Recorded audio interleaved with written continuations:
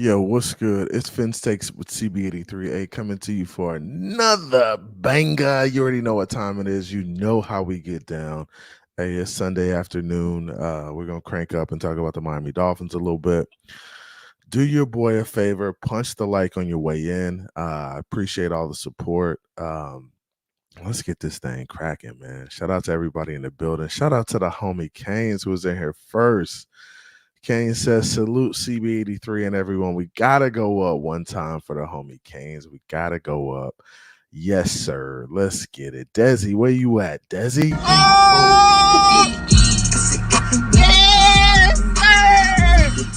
Yes, sir. And I see you. I see you, Marinos Go. What's going on with you? Shout out to you, Fins Up. You already know what time it is, man. Let's go, man. Let's get it.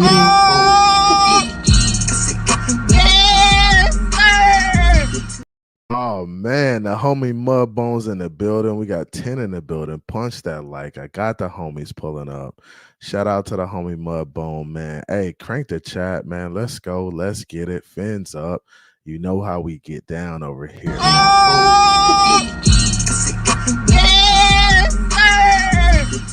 Yes, sir. Let's go. Let's get it. Crank this thing one time. Get in the chat. Let's get active. Let's get active on this Sunday, man. Let's go.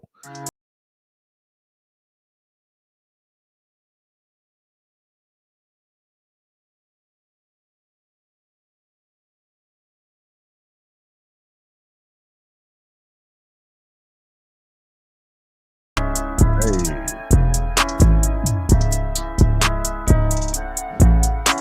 Hey, shout out X-Men.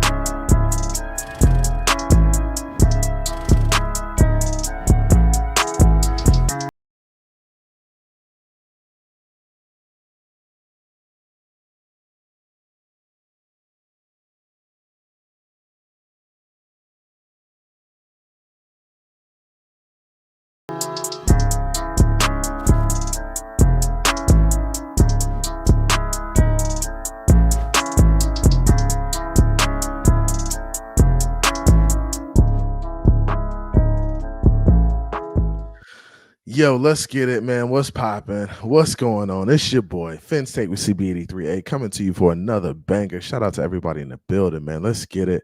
I see y'all. Finn's TD23. I see you. Says, what's good, CB83? ZB Mano in the building. What's good with you? Mudbone in the building. Hey, Kevin Lee from the Members Gang is in the building. Shout out to the Members Gang. We gotta go up for the Members Gang. Let's go.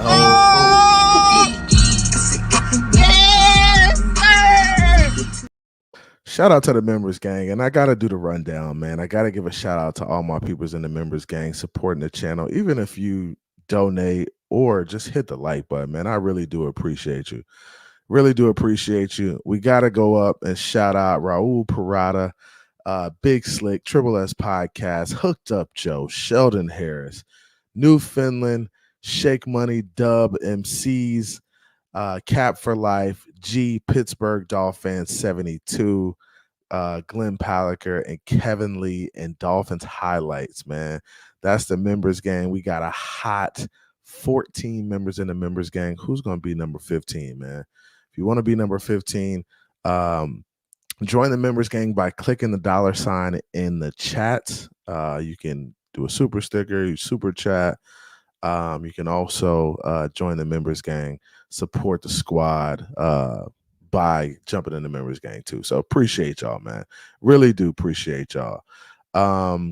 My man Canes in the building says, yo, CB83, did you know the Canes and Knowles are in D3 hockey, bro? No, I did not know that. I did not know they had D3 hockey.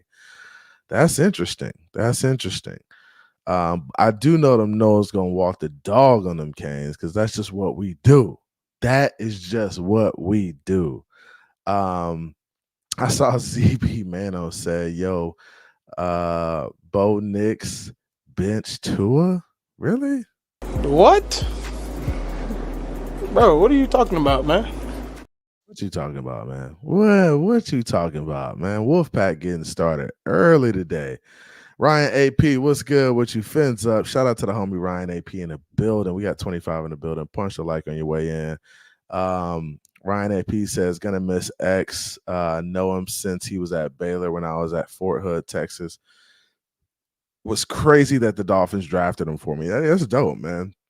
So you've been following him a while since he was at Baylor. I think X was a great player for us. I definitely think he's one of those Ring of Honor type of guys. He had a really good career with us.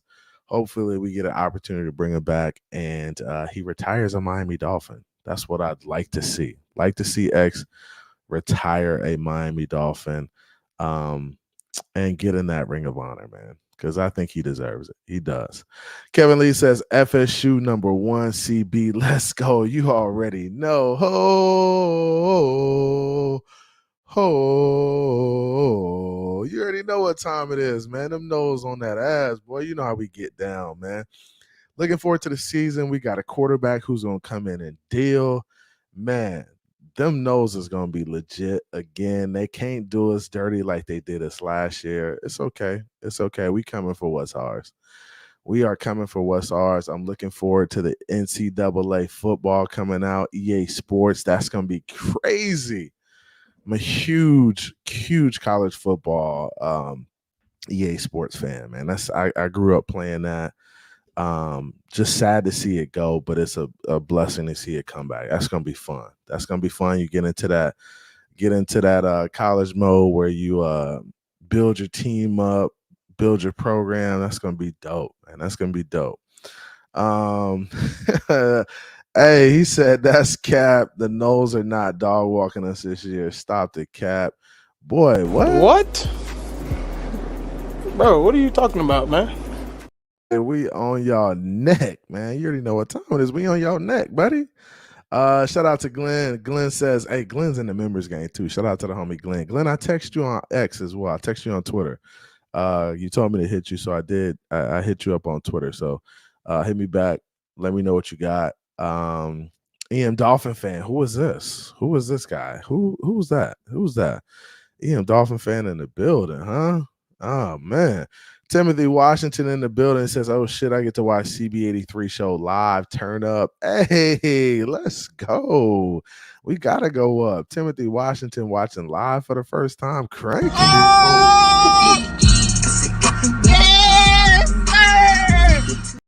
Sir. Shout out to Timothy Washington coming through and holding it down for the squad. Vince TD says, CB, any news come out today about the Dolphins? No, I didn't hear anything really come out about the Dolphins today. It's been a pretty quiet weekend. I think they had the Dolphins, the Miami Dolphins Cancer Challenge, where they cycle for cancer and raise a bunch of money.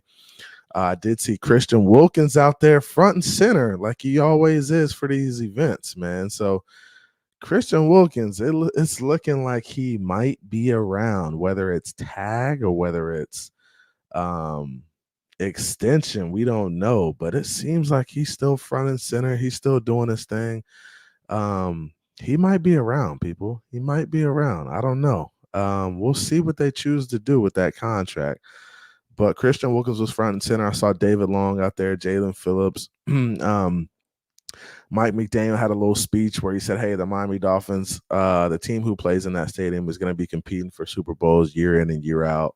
I do like that Mike McDaniel just has that confidence about him. He wants to win. He wants to bring a winner, a trophy back to back to Miami. So I'm excited about it. I'm excited about where this team is and where it can be and where it has been the past 2 years.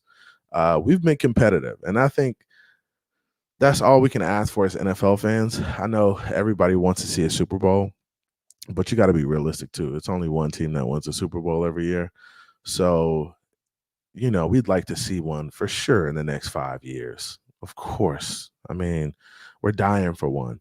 But we do want to see our team be competitive, get into the dance, and have an opportunity to compete for the championship. So I think getting into the playoffs is an accomplishment, but now it's time to get in there and win some games for sure. Time to get in there and win some games. Salute to the homie Mountie. Mountie, what's good, man? I missed you earlier, bro. I'm gonna definitely hit you later.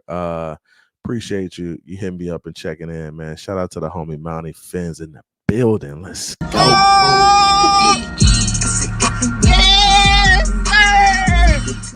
Yes, sir, man. Shout out to the homie Money fans. Do me a favor. We got 30 in the room. Punch that like button for your boy. Punch that like button for your boy. If you can donate and support the channel, feel free to do that also. Love y'all. Appreciate y'all.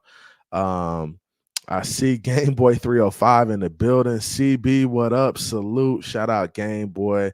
Hey, all these new subscribers, man. I love y'all. I appreciate y'all, man. Subscribe to the channel. We have fun around here. It's Miami Dolphins. It's banter. It's fun. It's it gets a little, choppy sometimes. That's what we do over here, man. So shout out to the homie Game Boy 305. Let's go.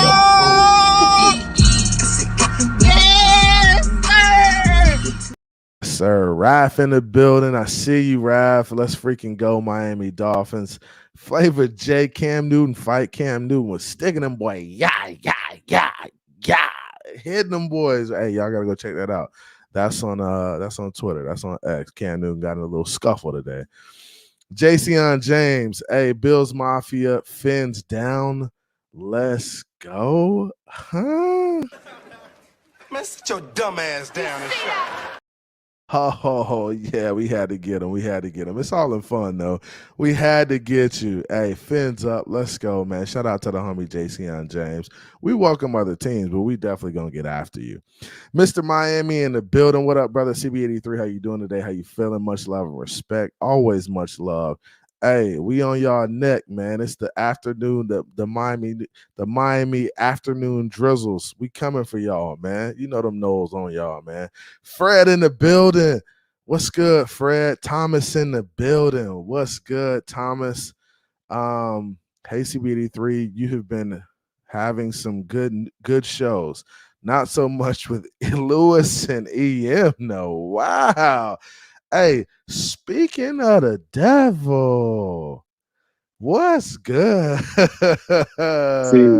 CV, you know what I told you, bro. What I tell you about leaving me in that back? I've been back there for what, 3.5 minutes? Maybe a little.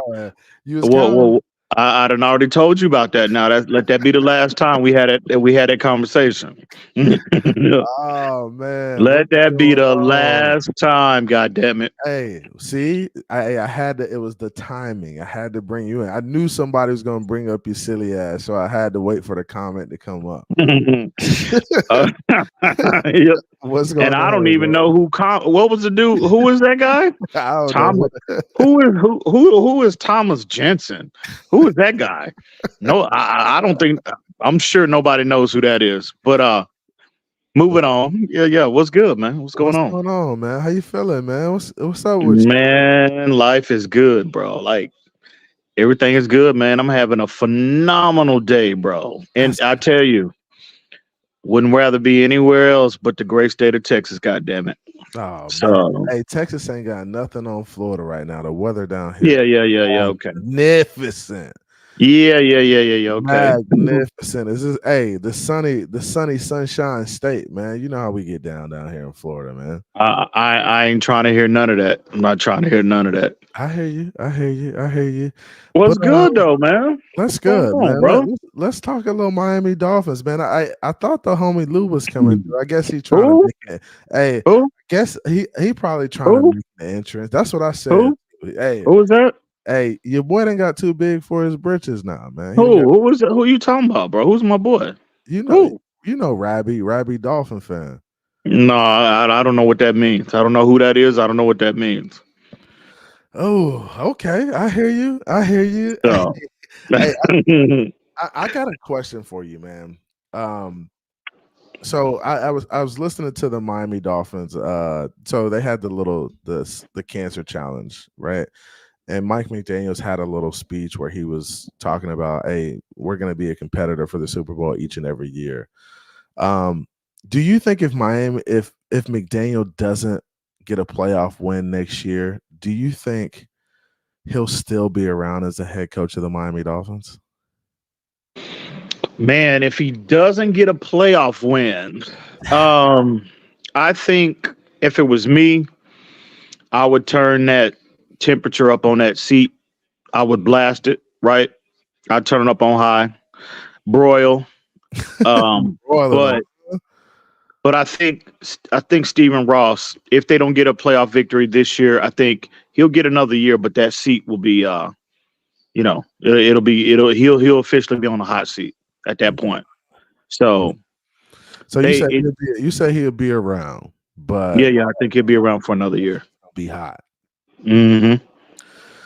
I hear you, and I agree with you for the most part. I think it's gonna, if he loses and doesn't get a playoff win, it's gonna be how they lose, right? I think that play a factor into it. I think if it's the same old thing with injuries or something like that, I don't know. I mean, I think at some point Mike McDaniel has to show that he can win through adversity, because every year he faces it. Absolutely, bro. Like, and you see the better coaches, the better teams in the league, they have injuries as well, bro. Like Kansas City, we've seen them do it multiple times over the years where they had, significant injuries, whether that be on the O-line, whether that be at skill positions, whether that be on defense, right? You got to overcome a lot of that. Now, if it's anything remotely close to what we had last year, well, okay, I get it. And it's only, you can only do so much when you have, your top guys. You know what I mean? It'd be one thing to lose depth players, the second player on the depth chart, the third player or whatnot. But when you losing your top guys, the foundational, players, multiple, I mean, that's tough to overcome. And, I would leave if anything remotely close like that happens, then I would tend to extend him a little more grace. But at the end of the day, man, coaches have to overcome. You can't keep blaming injuries every year. You know what I mean? Those checks are cleared, right? They're clearing, them deposits are clearing, and no matter what, right? They're not, they don't clear based on injuries or based on this player. No, the checks are cleared. They're already deposited in your account, and this is a results-based business, and you just got to get it done, bro. You got to overcome, man. That's just not relative to the head coach, but that's the quarterback as well. Yeah. I think you're spot on. I think when you look at NFL coaches and NFL teams, all of them have injuries, right? They may not have them to the magnitude that the Miami Dolphins had them this past year, but everybody has them, and you still got to find a way to win games through that, right? You still got to find a way to win games, and if that means playing younger guys and those younger guys needing to make plays, I've always had the thought process that, I mean, as a football team, you're only going to be as good as your weakest link, because at some point, some of those guys that are kind of buried on the roster will have to come in and make some plays, right? They're going to have to come in and make some plays. And as a result of that, like, that's why your 53 needs to be so strong. Like, from top to bottom, you need to have 53 dudes who, whether it's on special teams, whether it's in making plays on offensive defense, it's got to happen. You got to make it happen. And I agree. Guess who showed up? Guess who showed up, man? Who was that? Nice to meet you, bro. Nice to meet you. You know who it is. Nice to meet you, man. First time I met. I don't know this guy, but salute to you, man. Shout out to the homie Lou. Hey, got on this Sunday. Hey, you got on the Sunday's best. I like it. I like it. Yeah, you know what it is. But yeah, CB, like, again, the head coach, you're responsible for 1 through 53, right? Just not you have to, a part of that evaluation is you got to assemble a complete team 1 through 53, just not the top 11. You know what I mean? So you got to build depth. You got to everything. That head coach is an overseer of all of that.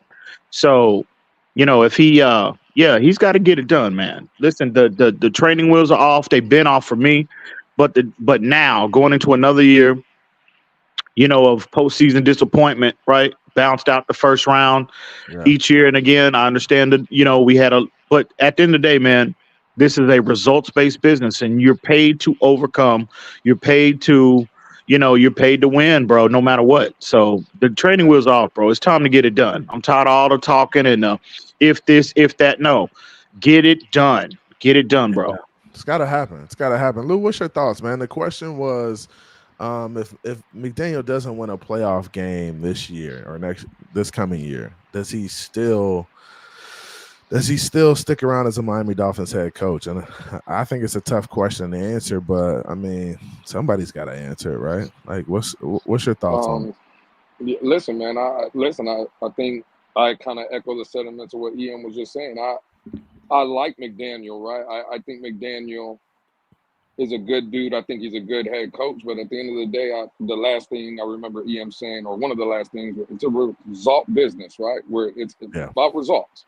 And, you know, when I look back at other coaches, don't have to bring them up. This coach, and to steal Crypto's kind of saying, he started on third base, bro.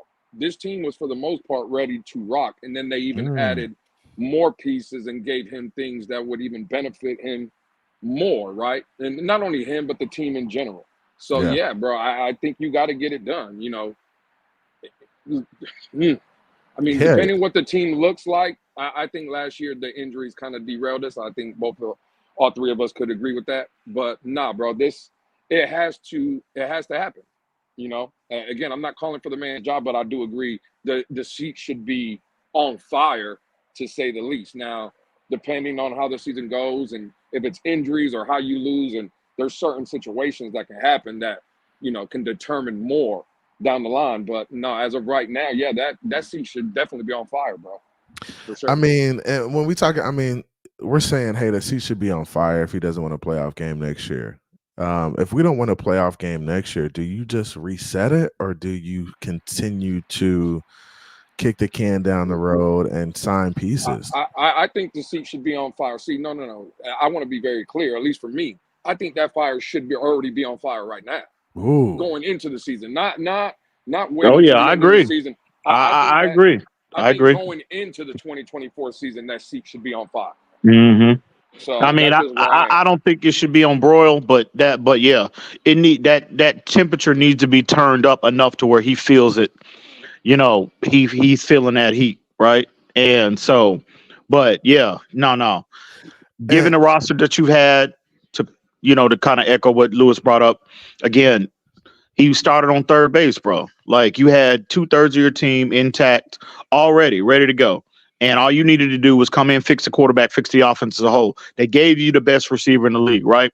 You already had a dynamic receiver, maybe the second best, most dynamic receiver in the league, in Jalen Waddle, right? They gave you Mostert. They gave you a chance. Bro, again, you've got players. You have to figure out a way to get it done. That's what the great coaches do. You can't sit here and rely and blame injuries for everything. So, no. But I do agree again. I want to reiterate. I'm with Lewis 100%. Wow. That seat, I'm not turning the temperature all the way up, but it's enough. That temperature is high enough to where he can feel it. So now I see Ricky my goat, and he has a really good observation. I like, when people can put in comments, I want to put up and address. He says, I agree to an extent, but also I'm just sick and tired of this cycle of firing coaches every 3 to 4 years. This is what we signed up for in hiring a young head coach. Do you think when you hire a young head coach, you got to kind of let him cook a little bit and take his lumps, as opposed to the older guys who have kind of had a veteran presence in the league and just know what it is to be a head coach? Do you think we have to give Mike McDaniel a little bit more grace, and more of an opportunity to learn, because he hasn't been in this role before? And I'll start with you, Lou. Go ahead. Well, again, it goes to what I believe and what is the truth, right? What I believe is, yes, everything that gentleman said and what you just said, CV.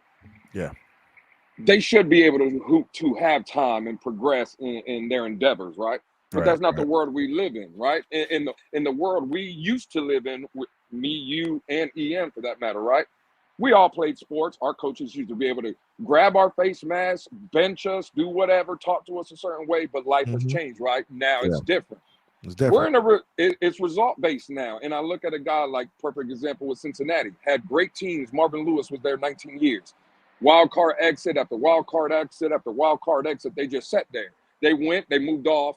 A couple years later, they're in the Super Bowl. I think we're just in a world that we live in now. It's the microwave society. We want to pop it in and we want to see results. I could give McDaniel more of a pass if he would have started his career like Brian Flores did, right?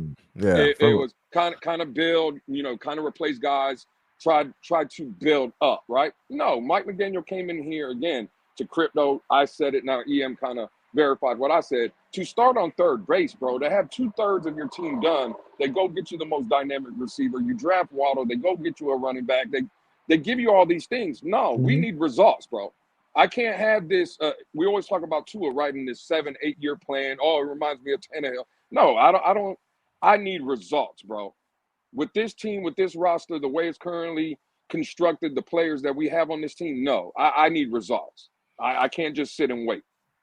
So what's the standard for next year? What needs to happen next year in order for you to feel good about the Miami Dolphins and Mike McDaniel continuing this thing as a head coach? Like what would playoff wins, bro? Playoff wins, absolutely, plural. yeah. And playoff wins, multiple playoff wins, bro. I think we're gonna lose some players or whatnot, but for the most part, the core. Your foundation is still, you're going to have enough of a foundation. I think you still got plenty of talent on this team.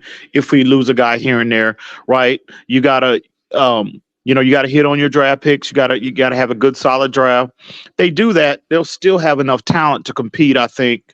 And again, if you forecast a jump and increase in production, you forecast another level that Tua gets to. And again, I don't want to make this all about the quarterback position, but we know the nature of the NFL. It is all about the freaking quarterback position for the most part.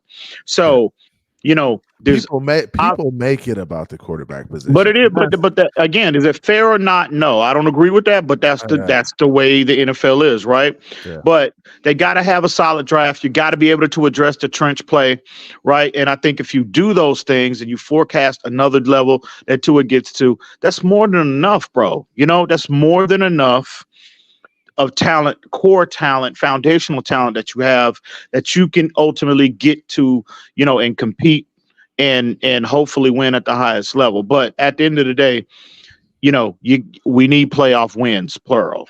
We have to. That's the standard. Playoff That's wins. The standard. And it's 2 to 3. Yeah, 100%, bro. Okay. We haven't even got one yet, but you say we need 2. Okay, I like it. Lou, what's your thoughts, man? If what's the standard next year? Playoff wins, win AFC championship? Like, what are we talking? Well, I had us pinned for the AFC championship this year, just looking at the roster. Now, the roster is obviously probably going to change. Well, it already has with Emmanuel Ogbah being out and Xavier being out. But I definitely just got to see how this team is. I think we had 23 pending free agents. Yeah. Again, do I think we're going to go to from what we were last year to a straight dumpster fire this year? I do not. But I'm with EM. You got to see what you got to hit in this year's draft with the amount of picks that we have. You got to hit, especially in these first 2 rounds, and see what you could do in free agency, and then I can gauge. But I tend to agree so far with EM, bro. Multiple playoff wins should be AFC championship game or bust. It should be. Now I gotta see a little bit more. See how we address what we do with the O-line, linebacker position, in the secondary. A lot of things have to come together. Third wide receiver, right? But for the most part, I agree with EM. It has to be multiple playoff wins. All right, so multiple playoff wins. Now, so we're talking about a team that has a lot of free agents. We're talking about a team that's going to be built different next year. I think the team's going to be a lot different from what it is right now. I don't think it's going to be a lot different, CB. Like a lot of the players, now we do have a lot of free agents, I agree, but for the most part, a lot of those free agents on that list, if you get outside of Robert Hunt, Connor Williams, Christian Wilkins, a lot of those players didn't have significant impact. They didn't play a lot of significant snaps for us this year. They didn't contribute. You kind of took out some guys that I felt like, they're on the verge, right? We're looking at Deshaun Elliott, Robert Hunt, Connor Williams. These guys. Well, that's what I'm saying. You get outside the starters. You get out. Okay, we got. Let's see. I'm talking starters. Like we got some starters that are free. That are on the verge of either being brought back or not being brought back. So when you look at that, I'm looking at this team like, hey, if we don't get those guys signed back, this team is going to kind of be drastically different. You're going to look at least 5 to 6 starters. Okay, yeah. Now, if you don't bring I get it. Yeah. But a lot, but you know, there's a lot of our fan base that are panicking. Oh, we've got 24, we've got 25, however many free agents there are. A lot of them guys didn't contribute nothing. I mean, they didn't even get on the field, right? So again, I'm with you though. If you don't sign, you don't bring Wilkins back, you don't bring Robert Hunt back. Yeah, the team is gonna look, and then those are high end players too. And so, yeah, I do agree with you. It will look, drastically let's different. talk. Let if you don't mind me asking, CB, I know this is your show, but let's talk about the pending free agent, not the Keon Crossings of the world and guys like that we know. To your point, Ian, that didn't contribute. But let's talk about the guys that did contribute that are pending free agents, and let's play the game. Should we bring them back or not? Right? Let's have those conversations. Real quick before we get into there, I see a comment in there, and I see this guy named Sharif West. He's requesting a link. I don't know who that is. I don't know who that is, but this guy Sharif, he's requesting a link. I don't know who that is, but you do your thing, CB. Do your thing. We're gonna hold it. We're gonna hold it for a little bit. We're gonna continue the conversation a little bit before we drop the link, Sharif. But if I do drop the link, you definitely get the first opportunity to come up. It should be very interesting. But go ahead, shout out to the homie Utah fans over on Twitter.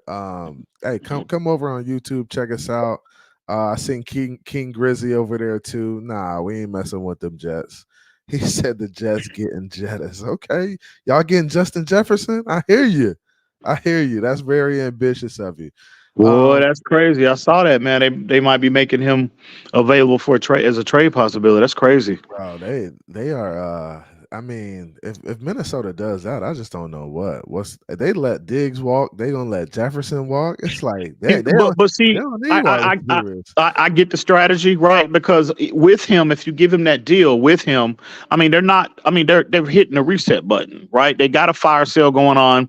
You know, they're moving out. They're trying to hit a reset. They're having a reset right now, and I just don't see, what's the benefit of giving. And I know he's young, but what's the benefit of giving? You're not going to be competitive, right? So you might as well, me personally, if I'm a GM, why would I give out him the richest contract for a wide receiver in NFL history when we're losing our quarterback? We don't know who our starter is going to be. We got so many other holes on this team. No, that's counterproductive for you to make that level of investment in a player when you don't think is going to be where you don't think you're going to be competitive for the foreseeable future. So no, this is, it's nothing new. I mean, this is the strategy we had, right? This is just standard operating procedure for NFL franchises when you have somewhat of a run, right? And you've maximized that window. And at that point, you got to hit the reset in time to move on. Hey, let's do it. Let's do this exercise. Here we go. Ranking. And basically what we're going to do is we're going to go through and look at the pending free agents. We're going to start with the big dudes, right? We're going to see what you're going to do, whether you're going to tag them, whether you're going to re-sign them or sign them to an extension, right? Or if you're going to let them walk, right? And the first one, we got to go with Christian Wilkins because that's the big one, right? Out front. What are we doing? EM, are you tagging them? Are you extending them or are you letting them walk? Ooh-wee, that's a tough one. Well, I've been on the record all year. I felt like going into the season when he and the Dolphins, they were kind of at a standstill in terms of negotiations, right? The Dolphins had a number for him. He had a different number for himself, right? Yeah. So I felt like once they came to a standstill and then Zach Seiler got out ahead of everything, signed his team-friendly deal, I felt like, Christian Wilkins, he might be on borrowed time, right? This might be his last year as a Dolphin. But with that being said, my initial approach, I was like, well, I would, if he's looking for anything north of 20 million, I would be more inclined to let him walk, kind of reallocate those resources, that 20 plus however much million, how many, whatever you recover, right, by letting him walk. I would kind of spread that around, to other aspects of the team. But with that being said, with the new salary cap number that has come out, it appears the Dolphins are more inclined to keep him. They might be more inclined to go up on that number they initially had for him. And, I was all for letting him walk, but I said, well, if we were in a situation where we could all make it work, you can sign him and you can bring back Robert Hunt, particularly Robert Hunt, because I think he should be the priority. I would be more inclined to entertain that. But man, even with that being said, bro, I don't know, man. I'm kind of more, I was all 100% let him walk. I'm more 70-30 now of letting him walk. 30% kind of entertaining, bringing him back. But man, if you put a gun on my head, if you can make it work financially, and bring in, and again, bring back, so, you can kind of shake down other players and recover some additional salary cap dollars, and, to kind of help resupplement the team. Man, I'm still 70-30, maybe 60-40, but I'm letting him walk, but I'm not going to sit up here and be critical of the Dolphins if they keep him. So it seems like, honestly, the Christian Wilkins question is the biggest question. And I think people have, such a hard time figuring out what they do with Christian Wilkins just because he's been such a great team guy for us. We see him at all the media events. We see him all the social stuff. It's just a tough conversation to have. Lou, what's your thoughts? And I kind of know where you stand on this, Lou, but what's your thoughts on whether or not you would kind of bring him back, re-sign him, tag him, or let him walk? The only way I'm tagging him is if I know I got a trade partner in place. If not, I'm letting him walk. Unless the money is right, unless he's willing to take a hometown. What's the money? What's the money being? Well, I'm not getting close to that 20 million. People had me during the season at 18, 19, getting close. Now I'm not even doing that. I look across the league last year at the D tackle position. Every team that paid, I think that guy Payne or whatever in Washington got paid. Quinn Williams with the Jets, Dexter Lawrence in the They didn't Giants. perform to that contract. None of those guys performed, and they broke the bank. And I think those teams had buyer remorse. I'm not trying to look to be one of those teams. I said a year ago, even a year and a half ago, almost 2 years ago, we should have traded Wilkins then. I think Miami finds themselves in this position only because of them. So I tag them if I have a trade partner. If not, sorry, Christian Wilkins. I love you, right? Everything CB said. You face of a franchise wise, you can go to sleep at night knowing Christian Wilkins. You can wake up the next morning. He's not going to be in any trouble. Love all that about him. But is he worth a $20+ million price tag? In my estimation, or my opinion, he does not. So I'm letting him walk, bro. Yeah, that 20 million tag, bro. Anything north of that. Anything north man, of that is.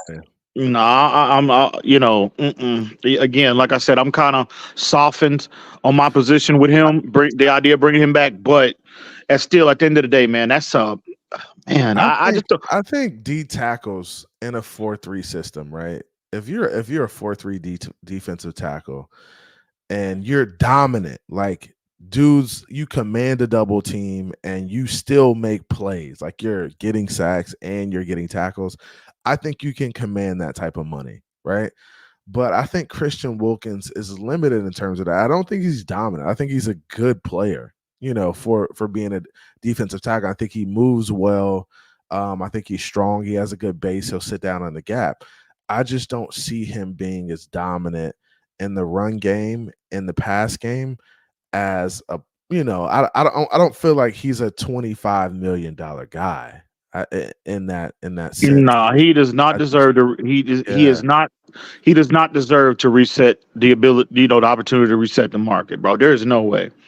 That is just. And again, how responsible is that to have that level of resources dedicated to one position?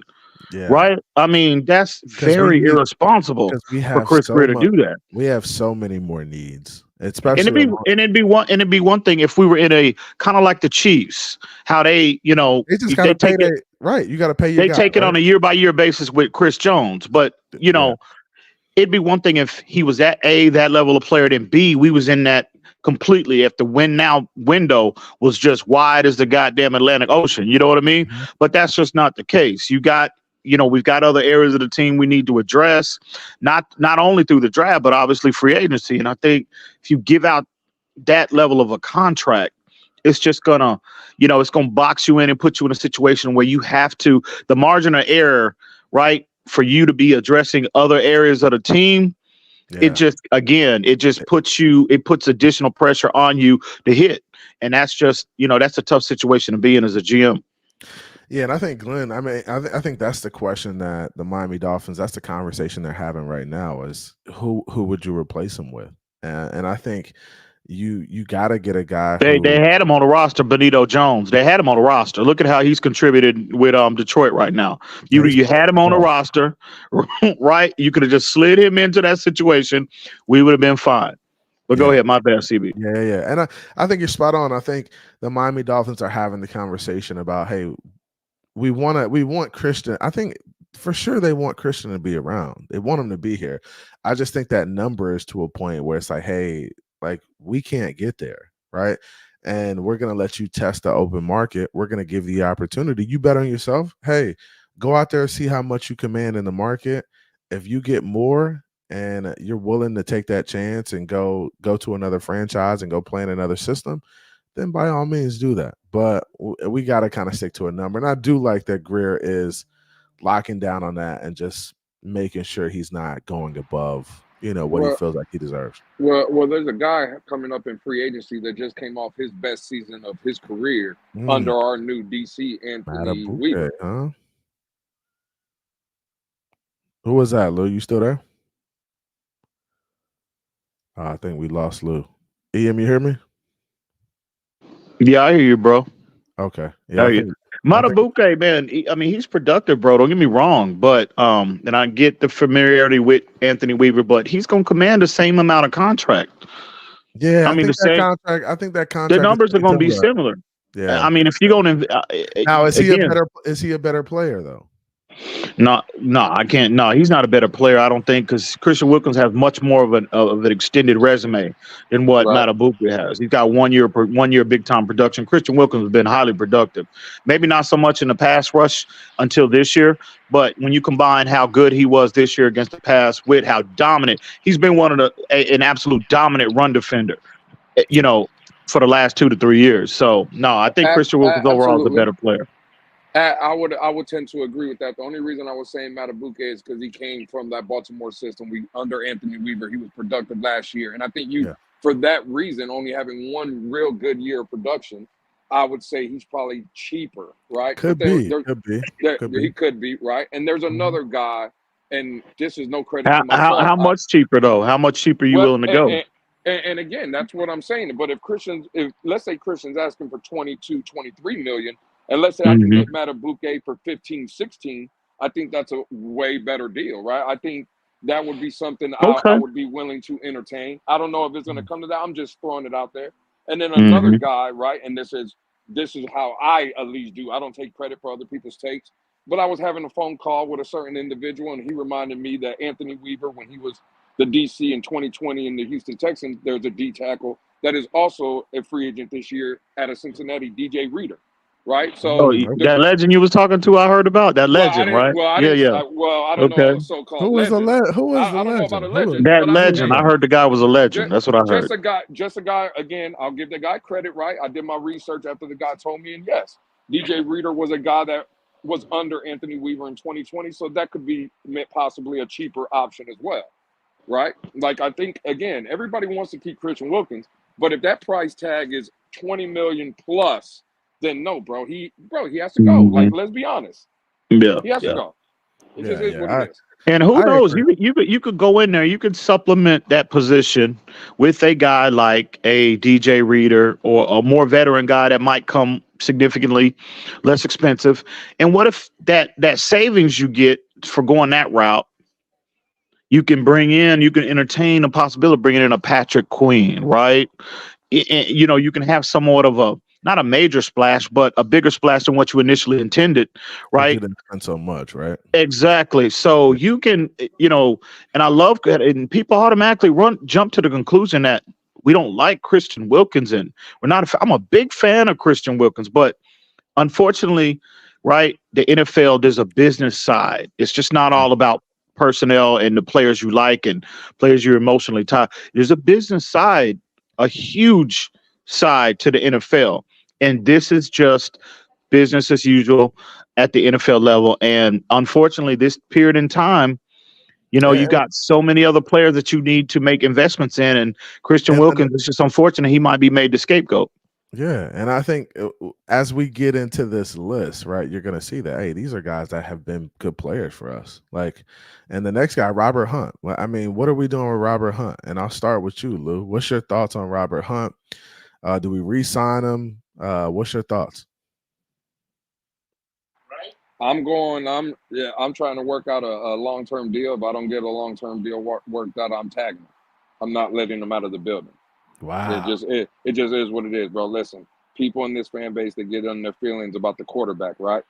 This is why if I'm going to ride with Tua, which I am, right? And I think a lot of people are willing to work with Tua. That's your investment moving forward, right? He's the guy that you're paying $45, $50, $55 million to. And how do you protect your investment? You go build a wall. And since we drafted Robert Hunt, again, everybody gets in their feelings about we can't let our homegrown talent out of the building. Robert Hunt is easily the best offensive lineman Chris Greer drafted, right? He's been the most productive. I know he dealt with some injuries this year, but he's been a model of consistent, right? Yeah. I'm not letting him walk. So first thing I'm trying to do is come up to a long-term deal with him. If that cannot happen, I'm tagging him. I'm not letting him hit the market. I'm not letting him go see what he can get in the open market. He would be under the tag for me.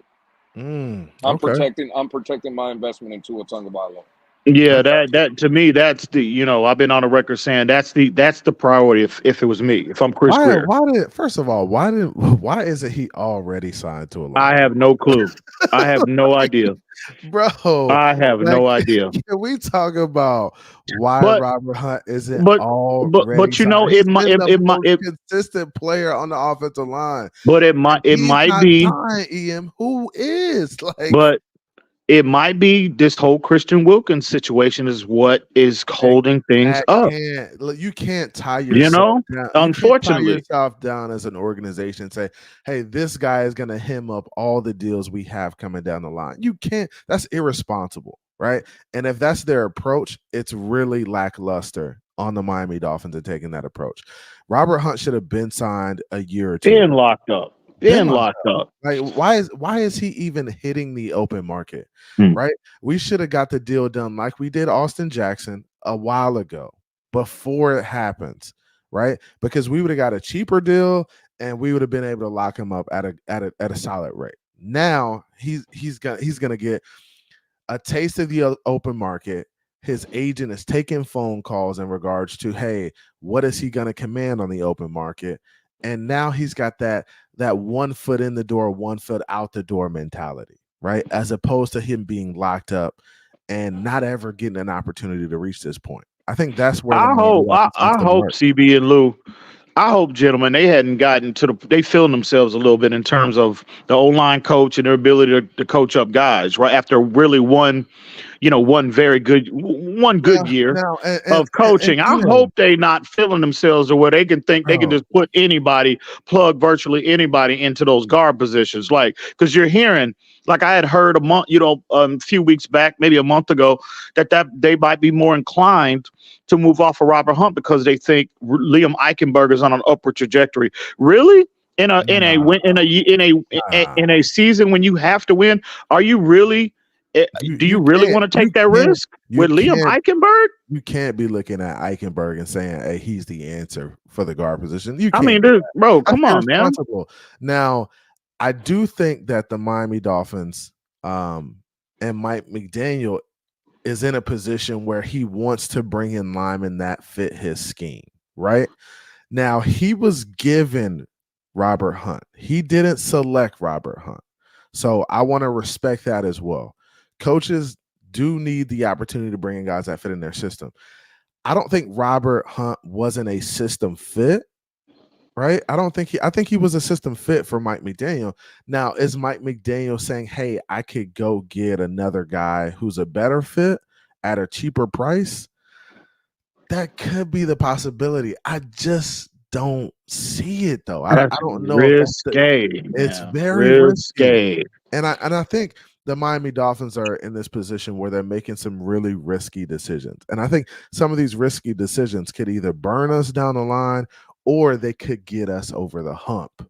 Right. And really, and again, if that is the strategy behind McDaniel and Greer, see, the Chiefs did the same thing a couple years ago, right? We seen Buffalo do it. But the question is, and it can be done, you can rebuild on the fly. Yeah. But do we all have confidence enough in the staff internally, in particular, to coach up the O-line, no matter who's out there? And then B, on top of that, if you are going less expensive, you're going less expensive, you're going younger.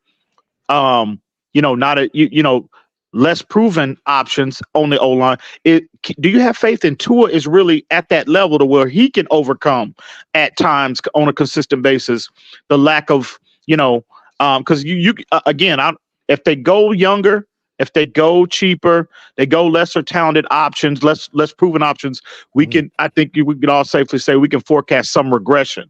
Yeah, so with those two things, bro, is Tua, are we, I mean, really, and again, I'm comfortable. I'm very happy. I've been on record, right? Consistently, very happy with the level of growth we've seen from Tua. But is he at that level? When you got Pat Mahomes, you can make decisions like that. When you got a more proven guy, a more physically imposing guy like Josh Allen or a Lamar Jackson, you can make bold moves like that. But is Tua, I just don't know. There's some uncertainty in that regard with Tua, and there's definitely some uncertainty surrounding really only one good year in terms of coaching up the O-line that we've gotten as a franchise. So that's risque for me, a little too risque. If you're Mike McDaniel and Chris Greer, but I hope that is not the strategy. I really hope that's not, because I think that could potentially be catastrophic in my opinion.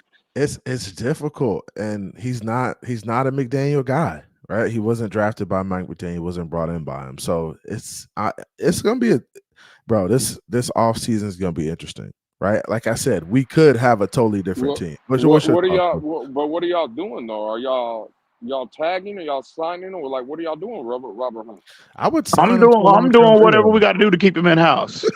Okay, whatever we got to do to keep him in house. You said whatever we got to do. Yeah, I agree. I mean, at this point, I'm gonna sign him to a contract extension and just give him 3 years, give him a 3-year deal. Or I think he's been one of your best run blockers. Now, Robert Hunt did have a down year this year, right? And I'm not gonna say he wasn't playing his best football this year. I disagree. No, he had some pre-snap penalties. He had some stuff where we kind of looked at him like, man, you're making some mistakes you usually don't make. Ineligible guy down the field. Not to the point where you're leaving this kind of up in the air. His status, he didn't regress to that level. No, I'm not saying he regressed to that point, but I think you have to consider that Mike McDaniel, this isn't his guy. And I think that's why I look at it like that, because coaches want guys who fit their system, who fit their scheme. Maybe Robert Hunt just isn't fleet-footed enough, athletic enough. And I think he's athletic enough, right? I think he can get up to the second level and make blocks. I've seen it, right? Yeah, we've seen him do that. I don't know how he is in space, if he's pulling out there versus corners and stuff like that. He hasn't been the most fleet-footed. So, I mean, that's just some of what you're looking at. And you don't know what Mike McDaniel needs in the position in order to be successful, because we haven't really seen him get one of his guys there, right? I think Hunt, first off, I think Hunt he has plenty athletic, right? He was a converted tackle. He was tackle in college, played tackle his first year in Miami. Any tackle, you play tackle at any level, you can make that convert into, again, you're athletic enough to make that conversion to go inside, right? That's why Hunt had he was graded, the draft projection on him, right, was so much higher at guard because, again, he played tackle, but relative to the tackle position, he is not the most athletic option. But if you kick him inside the guard, okay, well, we're having a different conversation, right? That ceiling is higher at guard. So in terms of athleticism, him consistently getting to that second level, Hunt, Flint, athleticism is not, mobility is not an issue with me. But where I think why I want to make Hunt the priority is because it's not just not the mobility, it's the power, right? It's the strength, it's the functional strength inside, which I think, and again, I told you two gentlemen, we had this conversation before, right? I've been hearing, word on the street is that they might be implementing more power concepts, more gap concepts, more of a north and south approach. Case, you gotta sign right? Robert Hunt, you right? got to make. That's why I'm saying. CB. Yeah. He has to be the priority, in my opinion. Yeah. Hey, some of these dudes have lost their minds, Lou, with this one. This link, bro. I mean, Man, some of these dudes on asking for this link is on another one, boy. Who is that? Who is asking for the link? Have y'all heard of this guy? That dude True Talk asked for the link. Have y'all heard of this guy right here? No, hell no. No, hell no. No, hell no. Bro, what are we doing up here? Hey, really? Like they are they really worthy? Are they really worthy? Study. What? Bro, what are you talking about, man? Hey, they need to study to show themselves approved and worthy. Goddamn it, you're not worthy to be up on this goddamn panel. You hear the quality of what's going on, right? You hear what's going on right now. You really think you're on that level? Hey, some of y'all do need to fuck out of here. Some of y'all do need to get in the lab a little bit before y'all ask for the link. You got to get in the lab and do some work before you get the link, man. That's just how. Now, works. Sharif, on the other hand, hey, I'm all for Sharif pulling up, and you know why? Hey, man. Well, and you know why? But all these other clowns, no. Supposedly there was a clip going viral earlier today on another YouTube channel, and I didn't know what I had walked into the other day. Right, I just walked into it. A little birdie tapped my shoulder. But so if you're vouching for the dude Sharif, why didn't you mention his name in the thing? Because that's what he came up there to really address. Ian. He said he was one of the first major dudes in the community that was faking shit. That's what that man said. Oh, okay. What you saying? Really? What you saying, man? Well, hey, man, hey, go look at that clip. I advise everybody. That man said he was on the level of EM Dolphin fan and Reason. That's what that man said. That man said he said he need to be on Dolphins After Dark. Is that what I heard? Yeah, that's what he said. Yeah. He said that. I don't know nothing about that. What's your thoughts on that, EM? What you think? You think the? I would love to hear EM's thoughts on that real quick. Oh man, that is hilarious. I don't know nothing about. I have no comment at this time, my friend. No comment. I just hope if Sharif does pull up, he got that duffel bag full of goddamn coconuts. That's all I'm waiting. That's what I'm hoping, bro. Hey, shout out to Sharif. He my Bahamian homie. So what you saying is you haven't looked over that resume yet, EM? Is that what you're saying? Yeah. I'm just asking. I need a little. I ain't had time yet. I'm a busy man. I ain't had time yet. No. Hey, True Talk said he the quarterback guru. That's what he said. You said? I want to come up when y'all start talking about the quarterback. I don't care about. He's off a tour. He's off a tour. He's off a tour. Oh, he's off a tour now. Okay. Yeah. Man, listen. I ain't in the mood for fools today, for real. Nah, man. Look, it's listen. Hey, I ain't saying don't let nobody up, but that goddamn True Talk. I've had an unfortunate opportunity to listen to him twice, 2 or 3 times in a Twitter. Bro, that was enough for a lifetime. I'm not in the mood for that level of foolishness today. Not today. All right, here we go. Next player. Connor Williams. What are we doing? Re-signing? It's not going to be a popular opinion. I'm bringing Connor Williams back. I'm looking to bring him back, even though I might even draft somebody. And again, I'm not talking about a 4 or 5 year deal, but I think coming off this injury, in my opinion, there's a possibility you could get him for a cheaper deal, maybe like a 2 year deal, right? Like a prove it deal, maybe with an out in your second year. But again, bro, the level of production that we've gotten from Connor Williams, he's graded out to be one of the top centers in the league. No, I'm not letting that go. Again, I told you guys earlier, I'm protecting my investment. The investment here is where's number one, and Connor Williams and Robert Hunt are two pieces that I believe help that protection. So I'm looking to bring Connor Williams back, even though I know, a lot of people would disagree with me, but I'm looking to bring Connor Williams back. Connor Williams back. Ian, what you got? I'm entertaining that only if it's going to be on a team friendly deal, because you got to look at his his rehabilitation process. He won't be back till like what, maybe the 6th, 7th, 8th game of the season. I'm not making a big investment in Connor Williams because I think he got hurt kind of early. Didn't he get hurt like kind of? Yeah, I think he will be back within 3-4 games, maybe the 4th game of the season, something like that. Okay. I would say. Well, again, he's coming off an ACL tear, and again, this is his second one of his career. So, and again, we all know the nature of rehabilitation of players when they get hurt. Those ACL tears, those Achilles tear. It always takes a year to rehab to get back on the field. It takes an additional year for that player to get that explosion back, right, in their lower extremities and their lower bodies. So, if that, and that is proven to be a fact, no matter what position you play. So, again, I would entertain bringing him back only if it's on an extremely, extremely team-friendly deal. But I just think I'm going to bet on, going into the draft. I mean, this is the strength of this draft as we get closer to April is shaping up to be very O-line friendly. The interior of the O-line as a whole, that's the strength of this draft, in particular in the 1st or 2nd rounds.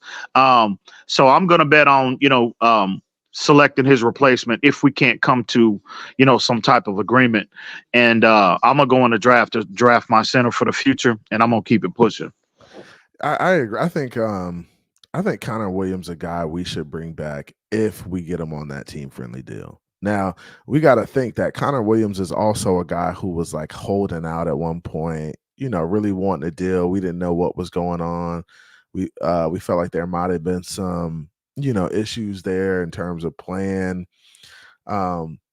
So, him taking a team friendly deal, I feel like at this point when you're coming off an ACL tear, like you gotta take that approach. I mean, nobody's going to commit to you long term coming off an ACL tear. It's just going to be hard to do. So I think it's going to be like a year by year thing. And hopefully we can get him at a deal. And hopefully he wants to be in Miami and likes playing for us. And, we draft somebody for the future. I think you got to go into the draft looking to build an offensive line through the draft. I think this is a draft that's going to be pretty deep for the offensive line. You can get the interior guys, you can get the tackles. You got to find a way. I think the Dolphins need to find a way to get some more draft capital too. So if they can find a way to maybe get some more draft capital and get a couple extra bodies in the building at a cheaper rate, I think that's going to be necessary. But I'm definitely trying to get Connor Williams back in the room. And CB, like if I'm the Dolphins, you can bring back Hunt. You can entertain bringing back Connor Williams. You can bring back Isaiah Wynn on a team-friendly deal. All three of those guys were quality starters for us this year. And if you do move in that direction and entertaining bringing all of them back, it don't necessarily have to impede your draft strategy. You can double up, right? You can go get your center for the future. You still can go get again, depending on how the board falls, but you can double up on O-linemen and just absolutely build. Not only bring your starters back, but you can have immense depth, bro. I mean, we don't necessarily be in a position like we were the last 2 years to where if a starter goes down, we're in a hole because the guys that's behind your starters are nowhere near in terms of production. They're not on that level. But if you do that, you get higher talented guys, 1st, 2nd round, bro. You can have the best O-line in football from a starter standpoint, top 5, and then have just crazy depth. Yeah. Crazy depth. Well, let me now that we've gotten to these 3 guys, right? And again, to Ian's point with Isaiah Wynn, because I do believe that's a real cheap deal or a team-friendly deal. With his injury concerns in the past, plus this year, I think you can add him. So if I told you you're losing Christian Wilkins, But for the amount that you're saving with Christian Wilkins, you're bringing back all three of those players. Which one sounds better to you? What Shit. scenario sounds better to you? Having those three starting offensive linemen or Christian Wilkins? Now you still got to replace Christian Wilkins, but I get it. But which one sounds better? I think having the offensive line intact sounds much there better. You go. It does, because the last thing you want to do this offseason is be going into training camp with uncertainty, like in the trenches. I think that's the last thing you want to do this offseason. Like, bring back the guys you know have been here and you know that have played well in the system, and then also have some depth behind them. I think that would be ideal for the Miami Dolphins, is to bring back the guys on cheaper deals, right? And also have some depth prepared. Have their replacements in the building. I think that's what we need to do going into the draft, is have some guys, draft some guys who are going to replace these guys, right? We need a guy that's going to replace Connor Williams. We need a guy that's going to replace a guy like Isaiah Wynn at some point, right? We need that. Some of these younger guys, Liam Eichenberg, Austin Jackson, Robert Hunt, hey, maybe they're going to be, here for the foreseeable future, but you got to draft a couple guys also that you can plug into that offensive line and help and allow those guys to grow together. Because what you want is you want a cohesive unit, 5 guys that are going to be the future, right? To protect Tua. And you got to start doing it now. You want 5 guys that are going to be consistent and be in there and be playing, man. Like, the last thing we want to do is be shuffling the offensive line every week. I think we play with our offensive line, our starting offensive line, 1 game or 1 or 2 games this season, right? And 47 snaps total. Bro, it's crazy. And by the way, when we had our online intact against the fucking Denver Broncos, my bad, CB. Dropped 70. We dropped 70 on them. Rolling. And that's what we need. But we need these guys to really work hard in the offseason too and get back to where they were. And they got to be better than what they were, because we don't need them guys injured. Like Connor Williams, we need you to play the entire season. Just like the situation with Tua last year. Like, bro, we need you to play the whole year. Like, we need you to stay healthy. We need Connor Williams, Isaiah Wynn, Armstead. We know he's not going to stay healthy. That's why we got Kendall Lamb, or that's why we need to bring Kendall Lamb back, right? And Austin Jackson and all these other guys. Like, I mean, everybody's got to be healthy, and that's what we want. And Mike McDaniel can't be babying these guys. He's got to put them in there and let them go. He's got to let them run, for sure. Well, I like EM's idea. I think even if you bring back those, let's say 2 out of the 3 offensive linemen, even if you only bring back 2, I do like the idea of going in the draft, and whether they beat them out and those rookies just become starters and you still have depth, or you get those rookies, you integrate them into your system, and maybe not so much this year, but just as depth, and then moving forward, they can replace some of those guys. I think that's what the bet should be, right? I think that's what the team should do. And they'll have that. And if you bring them in, if they sit behind your quality starters, well, then that's a win-win too, because they'll have a year of experience underneath their belt. And then the guys you choose to move on from next year, well, they can slide right in and take and hit the ground running next year. Absolutely. Yeah. Spot on. Now, next guy, Andrew Van Ginkel. Yank. Hey, listen, before we get to Van Ginkel, okay, so I saw an interesting article earlier that the Chargers and Khalil Mack, this is the last year of his deal, they might be looking to move off of him because they need salary cap relief, and again, it's his last year of his deal. Now, again, I know he's 33 years old, but Khalil Mack is coming off a 17 sack. I think he had 17 sacks this year. Now, moving into the season, we know we're compromised. Bradley Chubb won't be available for the start of the season. More than likely, Jalen Phillips won't be available. So I think his number is like 15.5 million. So this goes back to my point about Christian Wilkins. What if you don't sign him, but you go sign a cheaper option in like a DJ Reader for half that, and then you can turn around but see, I know we don't have You know, I know we don't have draft picks this year. In the draft compensation, that's where it gets a little muggy. But what if you were entertained the savings that you would get for not signing Christian Wilkins? You could bring in a GJ Reader, and you can bring in a Khalil Mack to kind of be a stopgap until your starters. And then on top of that, I mean, he could turn around and be just absolutely. He can probably have a similar year this year. Then on top of that, you can kind of slow play Chubb coming back, kind of slow play Jalen Phillips coming back, and then once they're all healthy, you can have the best trio of pass rushers. You know, at least for the 2024 season. I'm not saying long term. I'm talking about that stopgap because we're going to need somebody, especially if Vic Fangio is able to plant that bug in Van Ginkel's ear and kind of lure him to Philly. So again, we're in win now mode, gentlemen. This is not this is not a long-term solution. This is a short term to kind of continue to maximize that, that deep playoff window, that's potential Super Bowl window. So you saying bring him back? What's that price tag looking like for Khalil Mack? Well, if you're going to compare, so are you saying bring him back, or are you saying go with Khalil Mack instead? Listen, depending on how much he wants. If it's anything remotely close to that 15.5, because they're saying that he wants 12, 10 to 12. Why not go get a clear upgrade? Hey, here we go. Another guy that could have been locked up 2 or 3 years ago at a super cheap rate. Could have. He could have got locked up for probably $4 or $5 million a couple years ago, right? We just always are late to the party. I think a guy like AVG though, he wants to stay in Miami.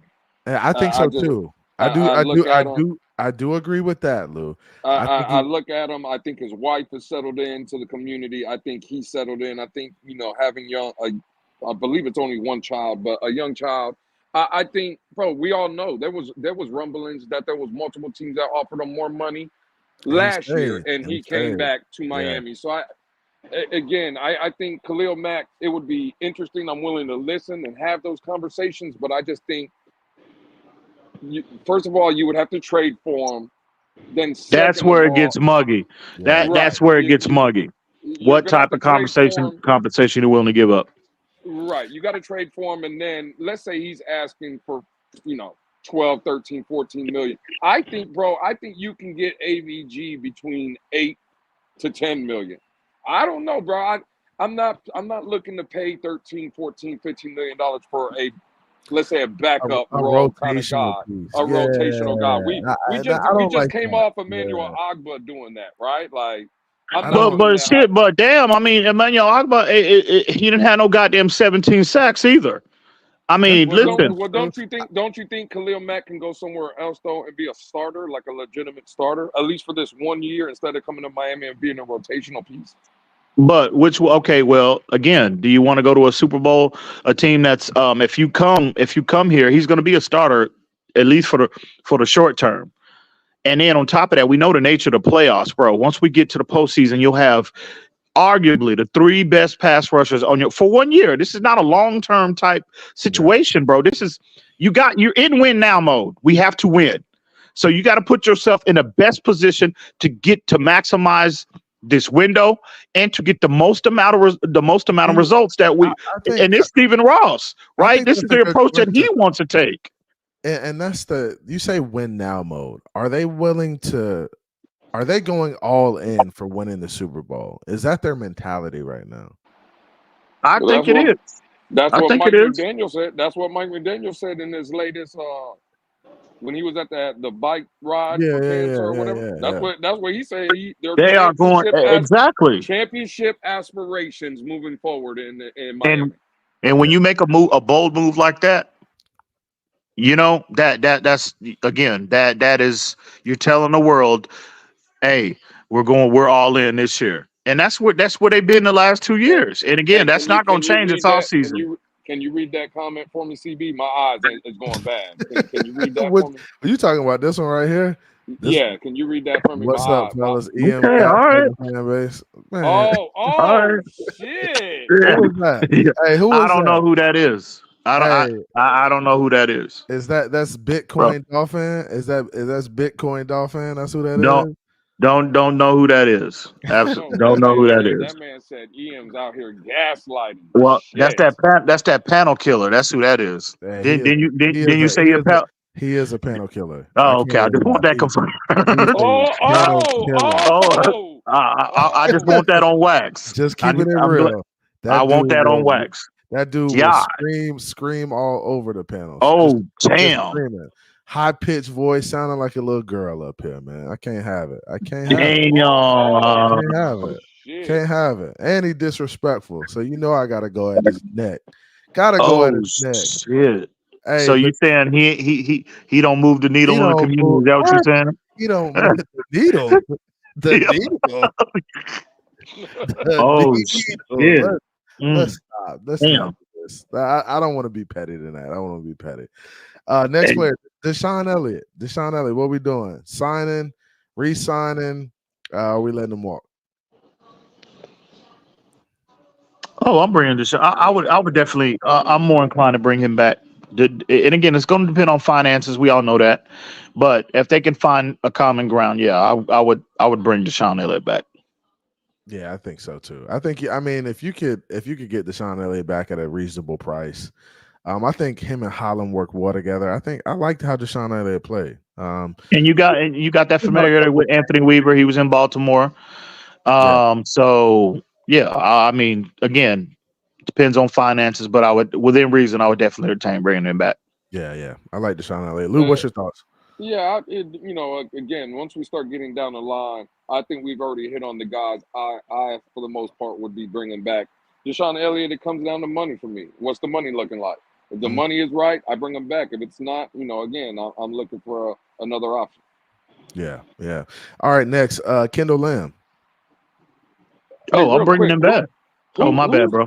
Hey, EM, I see it in the chat. Who's CB41? Somebody put in the chat CB41. Who's that? CB41. And that's why I'm on his neck, because he's super disrespectful. Shit, damn. How he shots fired. And for a dude who don't move the needle, he always say, bro. Well, I don't know. Crypto said he got a I heard that he was telling folks that he got a following that's backing him up, that's ready to ride for him, right? That's what I heard, dog. I'm just telling you what I heard. He another wolf packer. He got a following that's ready to ride for him. He got all them tailgate members ready to ride for him. The colors of the world. The dead man. He got the dead man. We all know who the dead man is. The tailgate ready to. What's that? The tailgate gassing that boy. Is that what they do? Yeah. Hey man, I heard Crypto said, bro, his following, they ready to get it. They ready to turn up. That's funny. So Kendall Lamb, we're trying to bring back. Deshaun Elliott, we're trying to bring back. What's your thoughts on Kendall Lamb? Are we re-signing him as a depth piece for Teron Armstead, who we know is going to get hurt at some point? Yeah, again, a cheap deal. I'm not breaking the bank for him. I'm not looking to spend big money on them. But yeah, again, the remainder of these guys, bro, it's hit or miss with me. It's not going to matter to me. I think the first 4 or 5 guys we touched on, those are the guys I'm really looking to maybe spend a little money on and to bring back serious conversation, or willing to have serious conversation. All these other guys, again, it's hit or miss for me. Bro, we got real quick. Like. Look, we got a lot of guys on this list, though. Real quick. Let me hop in this chat real quick. See, here's another one to quote you, CB. Here's another one that, again, I don't know who this gentleman is, right? I'm going to be respectful. But again, I'm assuming he's another one that don't move the needle in the community, right? So this guy, Von Joe, I've never met him before. But he says, EM Dolphin fan up here playing fantasy football. Yo, CB83, let me know when y'all talking real football scenarios. Wow, okay. Again, I don't know who that is. I have no clue who that is. He at your neck. He said you playing fantasy football with your boy Khalil Mack. What's up with that, man? I know there's one man that quenched that man's thirst, though. I know that. I heard the story. I don't know. I don't know that guy. I don't know nothing about what you're talking about right now. Hey, CB, I heard Von Joe was real thirsty one evening, right? And hey, that man. Hey, I heard that man quenched his thirst. God damn it, that's all I heard. That's a terrible look. Man, I don't know nothing about what you talking about right now. I have no clue. So, but yeah, hey man, I don't see how he's so easily dismissive of an idea of bringing in of that move, because we know Stephen Ross, he love to make it rain. We know the status of the team, right? And again, that's a position of need. They're gonna need production there, massive production relative to what you got with Chubb and Jalen Phillips as a tandem. You're gonna need that. We know that. bro. So I mean, and we've been talking about this. And I'm not saying it's gonna happen. I'm just saying possibility. When does the Tua deal get done? Or like what are we waiting on? How long before you think this Tua deal is done? I think for me, I think the deal for the most part is already done, right? I don't know nothing about no numbers or anything like that. I think for you got a little birdie. You got a little birdie. That's what I do not. No, I do not. I'm saying I do believe that the deal is done. I think they're just working on semantics now, right? I think there's some language in that contract that maybe Tua and his representation probably don't like, and they're trying to push back on that. And I think Miami might be trying to stand on their square. And again, that's just solely my opinion. But I think the parameters of the done. I think Tua does understand the deal's going to get done. I think Miami also believes that. I just think they're working on certain, like the language of the contract. And that's just where I'm at. I don't think there's a scenario where Tua doesn't get a deal. I would be shocked if Tua did not. I'll just say it like that. I think it's more semantics at this point, just ironing out. Yeah, I'm with Lou for the most part. I think the deal is done. The deal is in place. I just think they're kind of trying to figure out, at least at this point, what's going to be the strategy with these other guys that you have to fit around him, the other guys that's got to be taken care of. And I think I'm hoping Tua has given him the green light to kind of figure out these other guys, because I know I'm going to be here. We know I'm going to be here. I'm not going anywhere. And I hope Tua, again, have given him the green light to really kind of figure out what they're going to do around him with the O-line, and then, address other players on the team. And then we can come to the table and kind of, get his deal kind of, get it in black and white. So, but yeah, I do think for the most part it is done, bro. It's just a matter of, it'll get done sooner rather than later. Yeah, man, I think so too. I think it's got to happen within the next. When does the league year start? I think it's got March, sometime in March. But and again, he's earned it. Tua, at the end of the day, man, I know there's still a lot of criticism and a lot of uncertainty within the fan base surrounding the player. But at the end of the day, Tua, I don't think he's earned the right to reset the market. But Tua has earned an extension. Tua has earned an increase in pay. That's an interesting take, EM. You said he's earned it. I heard a guy who covers the Miami Dolphins. He's covered the Miami Dolphins for years, right? His name is Chris Perkins. I think you might have heard of that guy. Maybe. He said that. I think his name is Chris Perkins. Oh right? no. I've been following Chris Perkins for years. Yeah. So Chris Perkins, he said the other day that Tua doesn't deserve a contract extension because he doesn't have a playoff win.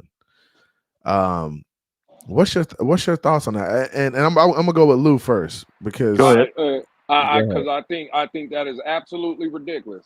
Again, do I have questions and maybe some a little concern regarding Tua? Absolutely, I think everybody should. Yeah. But that narrative right there, Justin Herbert got $218 million fully guaranteed. Show me the playoff win. Matter of fact, hell, don't show me the playoff win. Show me the division win. Because that's what this fan base is crying about. Tua can't win the division. The boogeyman's over there. Well, guess what's in the AFC? The best boogeyman in the NFL. So what division has Justin Herbert won? Where's the playoff win for Justin Herbert? And he just got $218 million fully guaranteed. So this narrative that Tua doesn't deserve a contract, I'm not here to speculate on numbers or what he's worth or anything of that nature. That's not for me. That's for Stephen Ross, who cuts those checks, and for the evaluators in the building to tell me what he's worth. But to tell me that he's not worth nothing at this point, I strongly disagree with that. Tua has earned a contract in Miami. Now, what that looks like, I have no idea. But So no, mentally with the if mentally that he hasn't we're earned it. saying Tua has earned a contract, does that mean that Tua is a franchise quarterback? I mean, at this point, yes. Yeah. Yes, Yes. absolutely. I mean, Perk. Yeah, I heard Perkins. First off, hey, I fuck with Perk. I've been following Perk for years, right? Mm-hmm. But I gotta respectfully disagree here. That wasn't his finest hour, in my opinion. I heard that nonsense. Perk need to stop. he He wasn't that finest. he Wasn't his finest hour. he is letting his personal disdain for the he's a known hater. He's a known Ooh, hater. is that He what didn't people want do? Do Tua people do going that, back. Em? Do Huh? people What's do that? that? Do people let their personal feelings Oh, for a absolutely. player? Their personal by absolutely. Again, Wow. and again, I like Perk, man. Very entertaining. I used to like I liked him better when him and Omar was a tandem as opposed to Omar and Poupart. But Perk, he brings a lot of value to the community. But at the end of the day, he had an off day. He had an off day, and him. It's unfortunate him. Just like a lot of our fan base, some beat writers as well. You saw that other hater up there, Adam Beasley, sitting right next to him, right? He echoed the same sentiments. They are letting, if you're going, and again, this is just the nature of evaluation. This is the nature of the NFL. When players are talking about when they come to the table and negotiate deals, all you can do is go by the resume, the wins or losses factor into that. But at the end of the day, your resume, your numbers are what Bro, validates you. so this is my thing about these beat writers. These beat writers are so-called professionals, right? Right? They are professionals at what they do. They are journalists. They are supposed to be able to understand the game of football, right? But they have put so much not necessarily hate, but um almost like uncertainty and not validating Tua out there that the fan base, and I think they're a part of this too. They have kind of split the fan base in terms They of whether or not Tua is a franchise guy. And they guys have like Adam Beasley, Perkins, mm, Poupart, Omar Kelly, and I'm just saying everybody right now, but they really do have to do a better job of like understanding the game of football, because I feel like it's very casual for them to be like, "Oh, 110%. he doesn't deserve a contract extension because he hasn't won a playoff game." The dude has only played one playoff game. He played against Mahomes in the North Pole, the guy who won the Super Bowl. And for you to say that that's the reason he doesn't deserve a contract extension, I think that's freaking And ridiculous. you know what, gentlemen, too, like Lewis, we've had this conversation. Not only the beat writers, him, Beasley, Poupart, other Here people, you go. but Here you go. let's Who you go to talking the about? YouTube. The Let's word, the go. YouTube. Let's go Let's to the YouTube. go. Let's go to the YouTube and social media side Here of we things as well. go. There Here are we Uh-oh. people go. on platform and off. They have combined with those. They have done a number on this fan base in terms of dumbing down the fan base in regards to the quarterback position and in regards to Tua. Because think about the dumbass takes. Just that one Perk Yeah. again. That wasn't his finest hour. Yeah. They come up with the most. I mean, uneducational takes, They just do. absolute not. I mean, from the It's spot throwing narrative it's to the. I yeah. mean, bro, you can't make. It's lack of They responsibility for have the game. done a number on this fan base in They terms have. of dumbing down this fan base with their takes about the. And again, it's all agenda driven. It's Yeah. all personal. It's completely right driven by their own personal disdain for this player, and it's sad. It And is that's truly, it is it, it truly it sad, bro. is. It is. And there's a lot of guys who, kind of cut their teeth in the community by being on one side of the fence, right? And not being objective, right? Once Tua started playing well and started playing better, and you started seeing the progression, you started seeing him play better. Some of these guys should have came to the side of, hey, I think Tua's good enough. He just needs to continue to get better and be a better football player, right? He needs to, the attention to detail. There's some things he's lacking in his game for sure, right? There's some things he needs to work on. But these guys will still get on platforms and write articles about Tua not deserving a contract extension or not being good enough to sign to an extension. But I mean, he's kind of shown you a lot. Like, I feel like he's shown you that he could be a good football player in this league. And I want to give a shout out to Pittsburgh Dolphins 72 with the $5 donation, man. I really appreciate it. He says, "Still City in the house. This is my favorite Finch channel. Keep up the good work, fellas. Appreciate you, man. We got to go up one time for the homie. Let's go."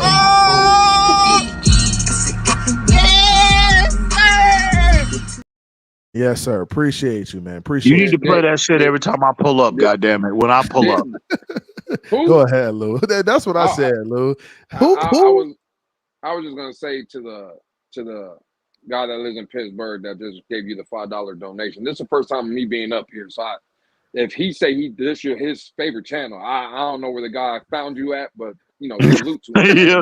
I mean, I appreciate this is his favorite channel. Oh shit! Hey, I want y'all to know it be your own people. I'm telling y'all. It be your own people who be the worst ones, man. Shout out to the homie Pittsburgh. That man was on YouTube looking for a long time to find this channel. I can promise you that. He was going through all kind of stuff. That's hilarious. That's hilarious. Salute to the homie Pittsburgh Dolphin. But I mean, what's y'all thoughts, man? These and we're having a conversation about the beat writers, and we're having a conversation about the responsibility to the fan base. And can I pause just 1 second, CB, real quick? Let me pause real quick, bro. Let me hop back in this goddamn chat. Look at this crypto, this guy Crypto. Again, I want to be clear. I don't know who this Crypto guy is, but look at this take. Skyler played against the boogeyman. Josh Allen came away with 3 points. Where is he at? What is he trying to say there? Is he trying to say Skyler's a better quarterback? That's what it sounds like to me. So if this is what you're and we have guys in the fan base who think that Skylar Thompson is a better option than Tua Tagovailoa, right? Another dumbass take. another dumbass take. But go ahead. Like and that's why, bro. Lewis, I respect you. Lewis, at one point I felt like you were a Tua hater and there was no change in you at all, right? And he was, but again, he surrounded himself with smart people like that legend, right? Dolphin fan, and he's gotten a hell of a lot better. Salute to him, man. Hey, first of all, right? It had nothing to do with this so-called legend, right? Listen, let's be honest. Tua's first 2 years, it was underwhelming, right? Again, injuries, take coaching. I don't care about none of that. He was on the field. It just looked like, for me, being the 5th overall pick, I think that matters where you're drafted. The projection was he was supposed to come in here and turn this franchise around, change everything, right? And for me, I didn't believe his first 2 years he did that. I think in year 3, he took major strides to better himself, right? That I can acknowledge. And then last year, bro, again, you can't argue. This is what I don't like. Can't argue with the numbers. You can't argue when you've seen him being productive, right? Did he play bad in my opinion against Tennessee? Yes, I can come out and criticize that, right? Mm-hmm. Last game against Buffalo, I don't believe he showed up, right? He wasn't ready. To me, he didn't look ready.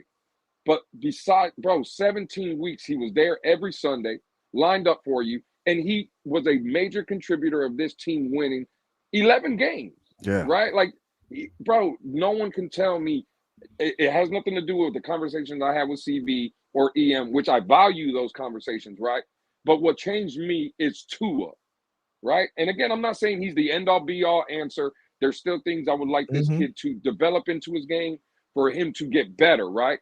But again, it just going to, has he earned a contract? Yes. Should he be the starter moving forward in Miami? I believe so, yes. Like, you have to change your evaluation. Again, take your feelings aside. I don't care about what he looks like, what his height is. They go another one of them haters. They coming out. They coming out the woodwork. They packing. They packing. They wolf packing.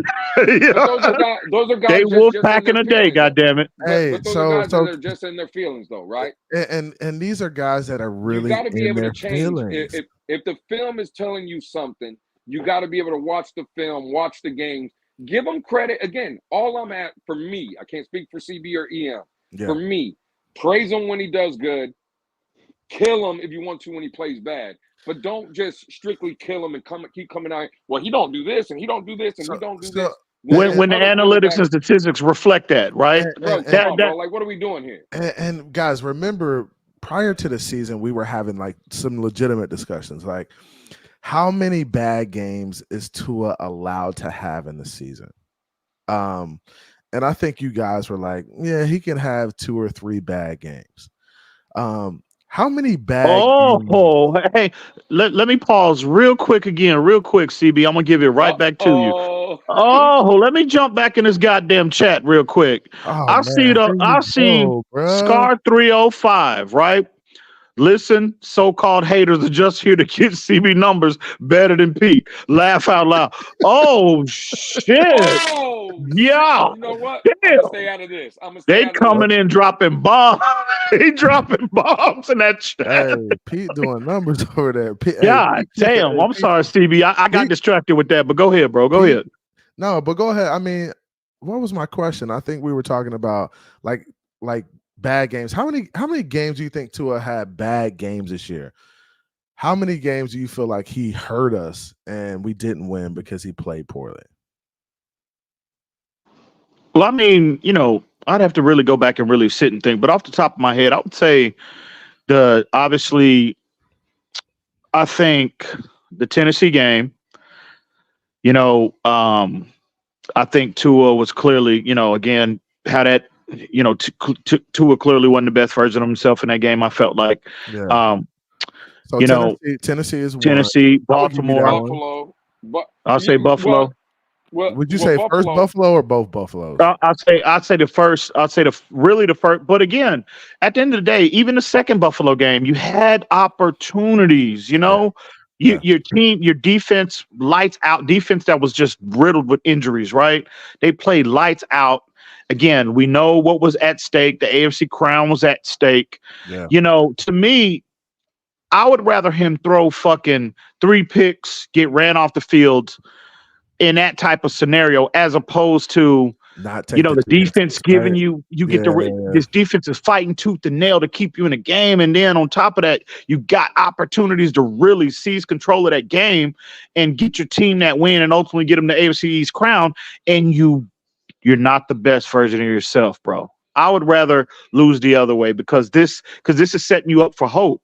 Now, again, this is an area of Tua's game that he definitely needs to address and, this offseason moving forward. Because to me, if Tua addresses that area, if he becomes more consistent when given these opportunities, playing these upper tier teams, well, then we definitely have our franchise quarterback answer and we have him in house. But until then, there's always going to be skepticism. There's always going to be a cloud of uncertainty surrounding Tua. And then on top of that, unfortunately, you're going to have the Wolfpack out here led by Kari P, hating, throwing lies out there, just making up false narratives about this player to validate their insecurities about him. Yeah, man, it's sad till we're to that point. But go ahead, Luke. Go ahead. No, I was just gonna say, for me, I think it's Tennessee and Buffalo really are the 2 games that I can point out, because even Baltimore, right? Wasn't the score, if I'm not mistaken, at halftime it was 23 or 21-13 Baltimore. I don't think Tua played a bad first half. Yeah. I don't think in a game that Kansas City, the first matchup, 21-14. I would say, at the end of the game, there were opportunities, or even during the game, that presented themselves that I would love to see Tua make, right? But when I think about playing bad, I wouldn't say Tua, in my opinion, played bad against Baltimore, right? The score looked bad, but would I say that was all on Tua? No. Kansas City, there are plays to be made, but would I say Tua just absolutely played horrible? No. I think for me, the 2 games, Tennessee, it just looked like he was off from the jump. And again, Baltimore, last game of the season, it just looked to me from the jump, you knew Tua was going to have a bad day. I would say the other game, Kansas City, Baltimore, those kind of games. Even the first Buffalo game, I know the end score, we all look at it and like, man, we just got blown out. But I think, again, 14-14, first 2 drives, 2 leads, touchdown drives.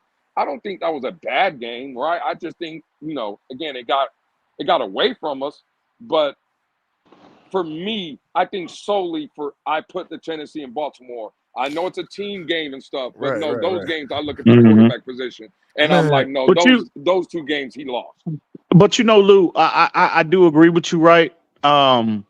Because if you look at Tua's, like, if you define his worst games, like the last 2 years compared to Mm-hmm. his first 2 years, his bad, quote unquote, bad games. Right. I Right. mean, you would Totally have, he would different. throw multiple picks, right? I mean, it Yeah. just would get out. But again, moving forward, I would rather lose in that format as opposed to when everybody needs you, your team, the organization, the fan base, everybody is rooting and needs you to come up with that big play to solidify that victory for your team. And man, more often than not, Tua just has not overcame, and he just has fallen short. And to me, again, from an emotional standpoint, I would much rather lose the other way, because if you throwing 3 and 4 picks and 2, 3, 4 picks in a game, it's probably going to be over at halftime. So at least from a mental standpoint and an emotional standpoint, I can kind of prepare myself. Well,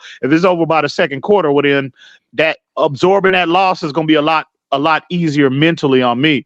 But if the game is nip and tuck and it's close going into the fourth quarter, and we're in that situation where we need the quarterback to make a play and you don't make it, well, it's catastrophic for me mentally and emotionally, because you got so much hope. But again, either way, it's bad game.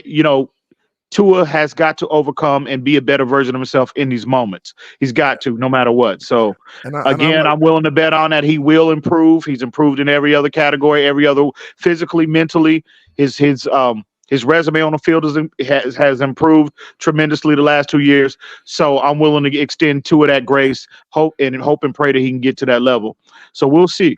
But the Wolfpack is out, bro. They is. Oh out yeah, they deep. They deep. Hey, I think go and drop that link, CB. Bro, I think we go and drop that link. I think we really cut some people tonight. I think we really hurt some feelings.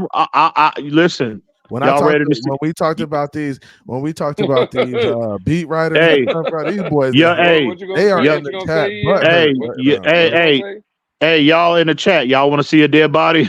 Hey, go on and drop that goddamn link, CB, so I can go on and catch me one or two. You never know, maybe two. I'm going for another 15, 20 minutes. I'm gonna drop the link, and I'm gonna we gonna see how this work out. That's the smartest thing you did, CB. 15, 20 minutes. I'm giving y'all 15, 20 minutes of the nonsense to get after it. But if you want to come up here and spew it to a hate and get zipped up real quick, let's go ahead and have a conversation. And KP, feel free to click on the link, because you always crying. You always crying about how we defend Tua and how we defend his play. The kid he's in his fourth year playing in the NFL. And if we're gonna do this, CB, again, this is your platform. You run it how you want. But if we're gonna do this, right, where people are gonna come up, can we not? All I'm asking for, right, is it's got to be a couple people at a time. But let just someone finish their takes without 10 people screaming over each other, because that's horrible. Not only for 100%. that's on the people, but for the people in the chat too. Again, you want to spew whatever you want to spew, come up here. But can we at least have the dialogue, have the conversation. Okay, there you go. That's all I'm saying. I'm with it. We're not gonna come up here and just start yelling and screaming. If Crypto comes up here and he starts yelling and screaming, I'm kicking his ass off. Right? Get him up out of here. Get him up out of here. Yep. We not doing the nonsense. And the link is there, and a lot of guys are scared to click the link now. It's in there. Kick him off. So that live squad, you got to connect your device. You got to make sure your stuff is connected. You got a loud mic.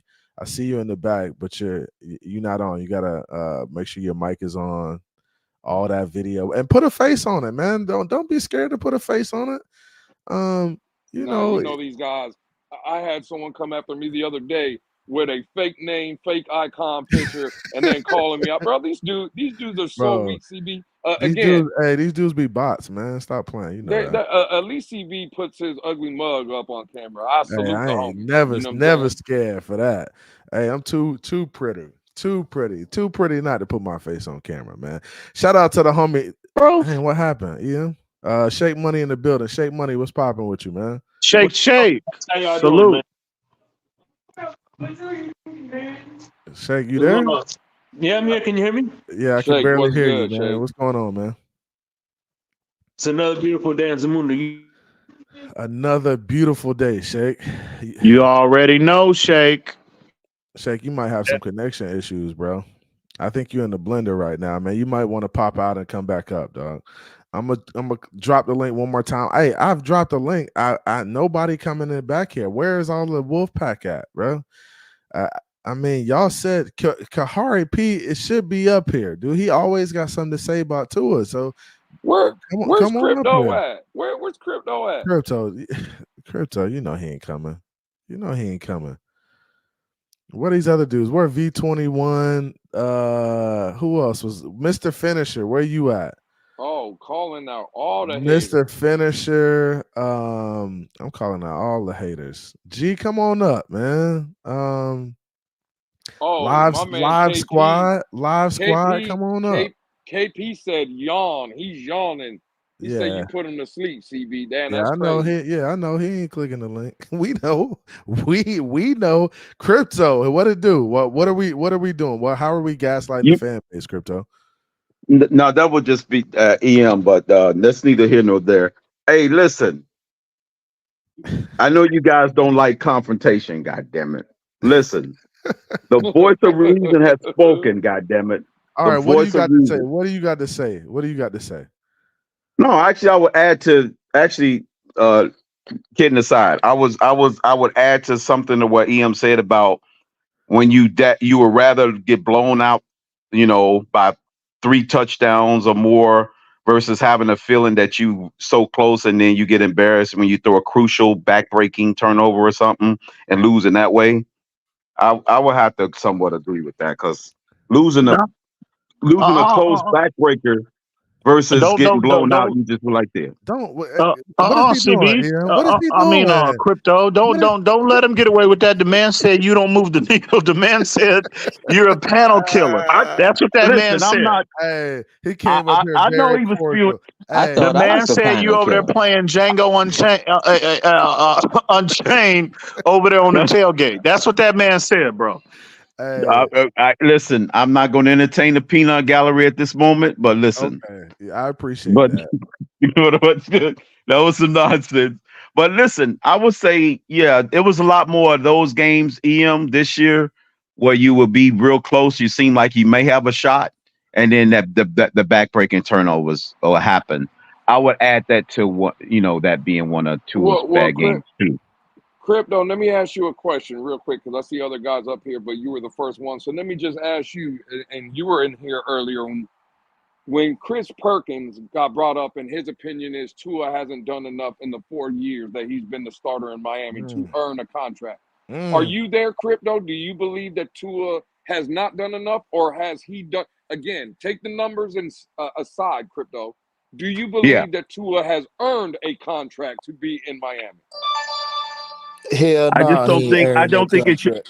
I don't think it should be as lucrative as what people are projecting it to be, Lewis. If we were to give them a contract, I'm sort of indifferent because if you're gonna add total body of work, playoffs, regular season, all the other stuff, in the season breaking up in 3 different parts, beginning, middle, and end, I would say you can say that if you're basing off what the Chargers did with Herbert, but I think that's the only outlier. I think them and the Giants are really the only 2 that broke that mold, playing players that don't have playoff success per se. But if you follow what the Eagles, Green Bay is about to do and what the Baltimore Ravens did, that should be what people should be following. They should be following what those franchises did, not with the Chargers. Not necessarily what the Chargers and Giants did. All right, real quick. Let me give a shout out to the homie Wayne D, CBEM, Sir Lewis. What's good? Blessing, my guys. Hey, appreciate you, bro. Appreciate you. We got to go up for the homie one time. Yes, sir. Appreciate you. Hey, let's go ahead. I want to get to Live Squad. Wait a minute, you got a subscriber, CB? Holy shit! Wait a minute. Yeah. Let me get something to drink.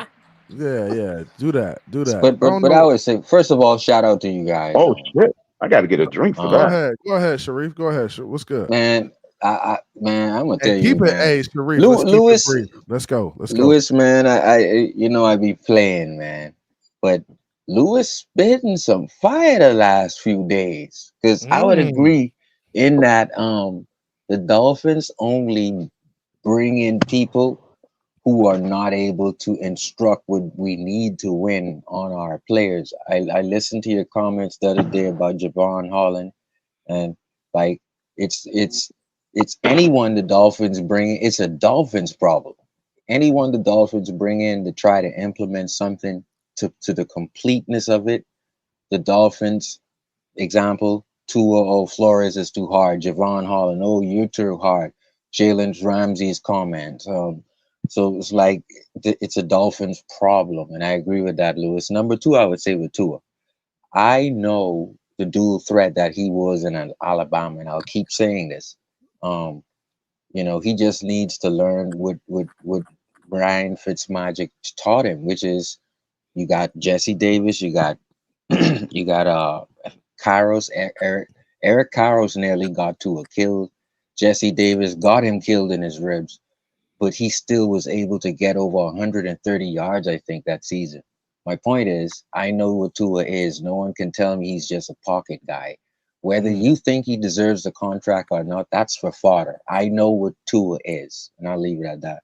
I like that take, Sharif. Now, we've seen Tua do some stuff off platform, pull the ball down and run. We haven't seen it recently. Like I heard, I think it was Mountie say, "Hey, Tua he doesn't have a rushing touchdown in 2 seasons." Like that's Who? bad. Hey, Mountie, shout out to the homie Mountie, man. Like, I don't know who that is. Tua's gotta be a game changer, right? He's gotta be a player. Like sometimes you gotta get outside of the system. And I saw somebody say it in the comments. Sometimes you gotta get outside of the system and just play your game, right? I feel like he's become too reliant on the system and too reliant on, hey, I gotta stay in the pocket.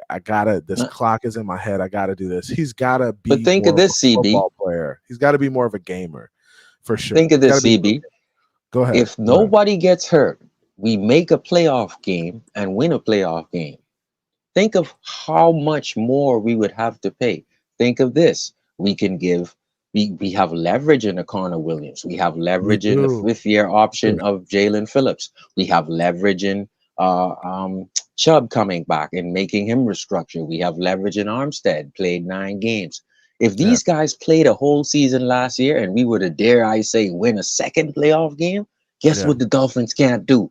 We can't semi-blow up shit. We have to pay. So this is a blessing in disguise, and that's the point. It sucks for us because we gotta lose as a result of it. But we are going to be able to bring some guys back on cheaper deals. But go ahead, Luke. Go ahead, Luke. I just wanted to touch on your game changer word, right? I said that, but I was like, it doesn't have to be a game changer, right? But go ahead. No. I think game changer. I think people get caught up on the word, right? And I think they think game changer is only a definition. It has to be a guy that scrambles and runs around, goes off script, throws off platform. That's not a game changer to me, right? Well, it is, but right? You gotta just making the plays though. But what I'm asking though, it wasn't Drew Brees a game changer? Wasn't Tom Brady a game changer? Wasn't Peyton Manning a game changer? Right? So I think when people hear the word game changer, they're just like, man, a guy that runs around, he's going to run 30 yards back, he's going to run 15 yards forward and sling the rock 30 yards down the field. That's not again, that is a game changer, but I think 2 things can be true. Because when I look at Tom Brady, a guy that won 6 Super Bowls in a quote-unquote a system guy, he was still a game changer in that system. Right, like Peyton Manning. Y'all don't listen to Cam Newton. Cam Newton, that's it was ridiculous. What I'm saying is Peyton Manning, right? A guy like Peyton Manning, he was a game changer with his mind, not so much running around going off script with his legs and doing off-platform throws. He was a game changer in the sense he was cerebral, right? He was going to kill you with his mind. So I think 2 things can be true. I think people just get caught up in the word of game changer, and they automatically think of guys like Lamar Jackson's of the world, which he's a game changer. But I think 2 things can be true, right? Like the guys I mentioned, Joe Montana was a game changer, right? He changed the position, but he killed you more with his mind, not so much with his body. And we don't even have to go outside. Dan Marino was the ultimate game changer. He wasn't a mobile guy. He didn't make plays with his legs. I remember Cam Newton is a fool for that. But see, this is what I would say. Go ahead, Sheriff. Go ahead. And then I'm gonna The let thing you go is, after right? this. People are Go ahead. leaning into the abilities that Tua has grown in the last 2 years, and I'm telling you, I don't care if he leans into his pure passing. I know what he is now. Are they trying to regress him from his hip injury slowly, and then all of a sudden his noggin Pull up, became a KP. What you problem, waiting and on? it takes a year for Uh-oh. your noggin. So EM, you said it 30 minutes ago. It takes a year for you to recover from an ACL, and then you need a second year to be explosive. Well, it's the same thing with Tua. Tua was able to get through last year without his noggin getting cracked, and now it's going to be a full season without that. So Tua is going to now be able to revert back to being a dual threat, which was his number one feature coming out of college in his PFF. KP scared to pull up. He's sitting there hiding in the chat, bumping, talking nonsense. He's scared to pull up. So It's the all thing good, man. is, We all heard. We've all heard He what gonna get you, KP. EM. We always heard. We've already heard the KP takes. Like we're not making an excuse. We just know KP that quarterbacks take time to develop, and Tua has played well enough for him to like warrant that. There's a reason that the Miami Dolphins organization is committing to Tua long term. But let them tell it. He hadn't gotten better. Right, but he's not that's better. the thing. So why are the EM, people? KP said you on borrowed time, damn it. You on borrowed time, EM. You on That's borrowed cool. time. That's All what he right, said. so That's what Crypto, he don't said. interrupt me again because I'll get your ass up out of here too. Damn. What the hell? Oh shit! What did I do? How the hell you treat me like a stepchild? I'm not. I got no red hair. Goddamn it! Hey, that's what you are. Goddamn. Damn, Crypto. Shit. So for every the organization is committed to Tua. So why is the fan base? So as a fan of the Miami Dolphins, how can you root for a team that you don't believe in their philosophy? Like how do you like still root for a team and you don't believe in what they're doing? Like, so you're telling me that you don't agree with them committing it to a long term, right? So why are you still around? Like, why are you still fanning if you don't? Like, damn. why are you still here if you're crying about damn. the face of the franchise? No, he's definitely coming up here now. Like, Shit. why are we crying about it? So Like, what you I don't saying? We'll be understand better it. off without him in the fan base? I think, CB. no, I would be better off. I don't want to hear the complaining every day, bro. He's here. Like, CB, you brought up a good point. You're CB. crying. You're crying. Look, these dudes get in here and cry. Over Y'all about to spilled- tread lightly. CB's coming. I'm telling you. Damn. CB, I think if I may, CB, let me finish. Scorched earth. What I'm saying is, let me finish. So you can come up here and you can cry every day all you want to, right? You can cry over spilled milk. He's here. He's gonna be here.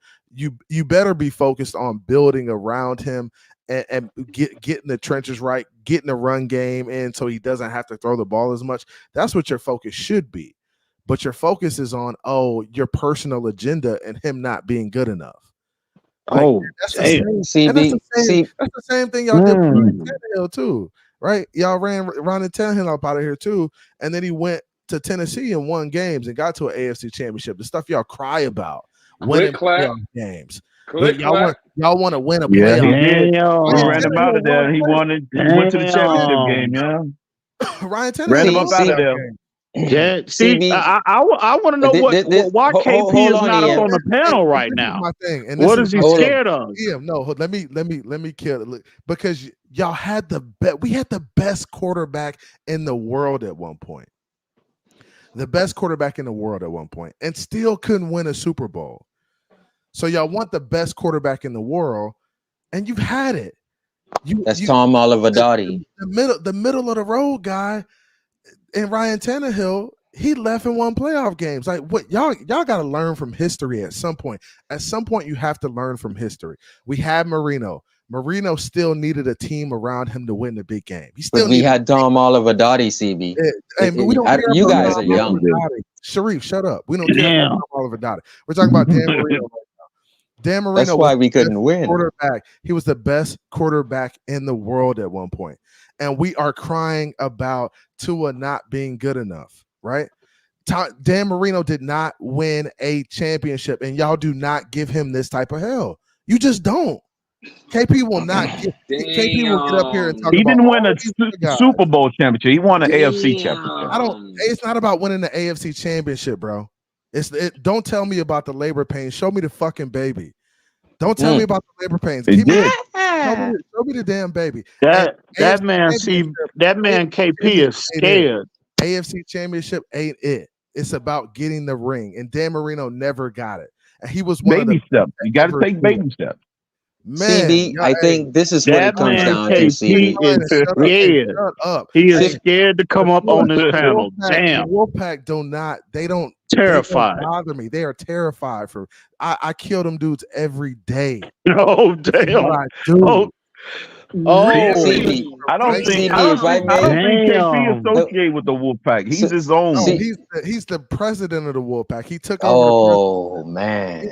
Damn, that boy is scared. The problem That's what he is. See, the problem I have. The link has been dropped. He can click the link. He's coming. Bro. He's coming out the CB. Coming out the EM. This is the problem. No, he ain't coming this way. No, he know. If he know what time, he ain't coming this way.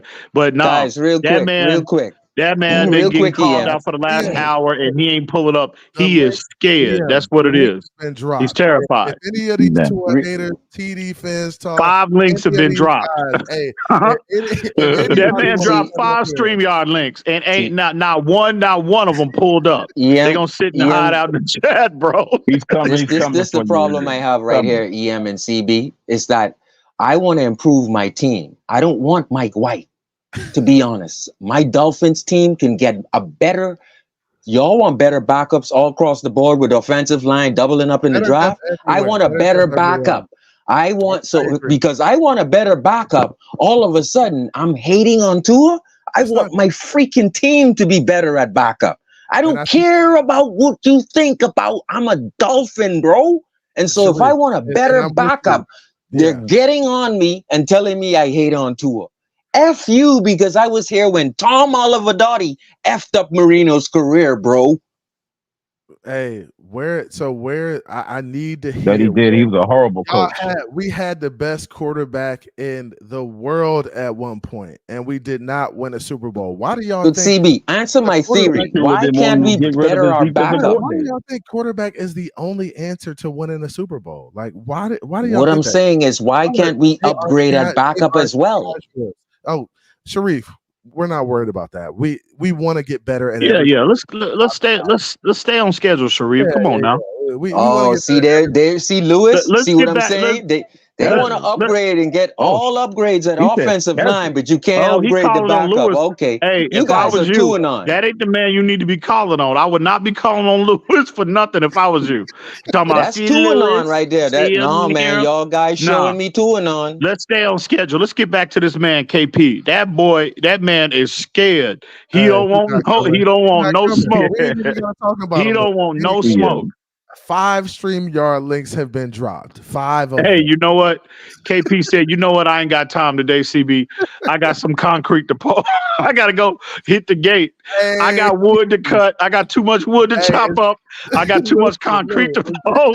So I ain't got time today, CB. You a goddamn fool. Cap got that man out there chopping that wood today. Mowing lawns and every goddamn thing else Cap got him doing over there. So that's why he ain't pulling up, bro. Oh, man. You go for that, dog. Hey, Crypto, why you laughing? Crypto, why you laughing? He's a fool, man. I can't believe this guy. This is the I'm telling you. You ought to be ashamed. Black History Month ain't even out yet, and you acting like this. I'm ashamed, Boy, y'all boys hilarious. Oh. But I gotta end it, man. I told you, I gave dude the opportunity. All of these lo-fi anime, I gave you the opportunity to click the link. I gave Scar 305 the opportunity to click the link, right? All these Wolfpack people. He's in the Bahamas. All these Wolfpack people had the opportunity to click the link, and y'all didn't come up because y'all. Shout out to our fan base in the Bahamas. Shout out to the Bahamas. Shout out to the Bahamas. Nassau 242, Freeport, Elutra. All right, the outer island. Shout out to the Bahamas. Hey, Buddy Hield's coming down to play basketball here, CB. Yeah. Buddy's he's from the Bahamas, man.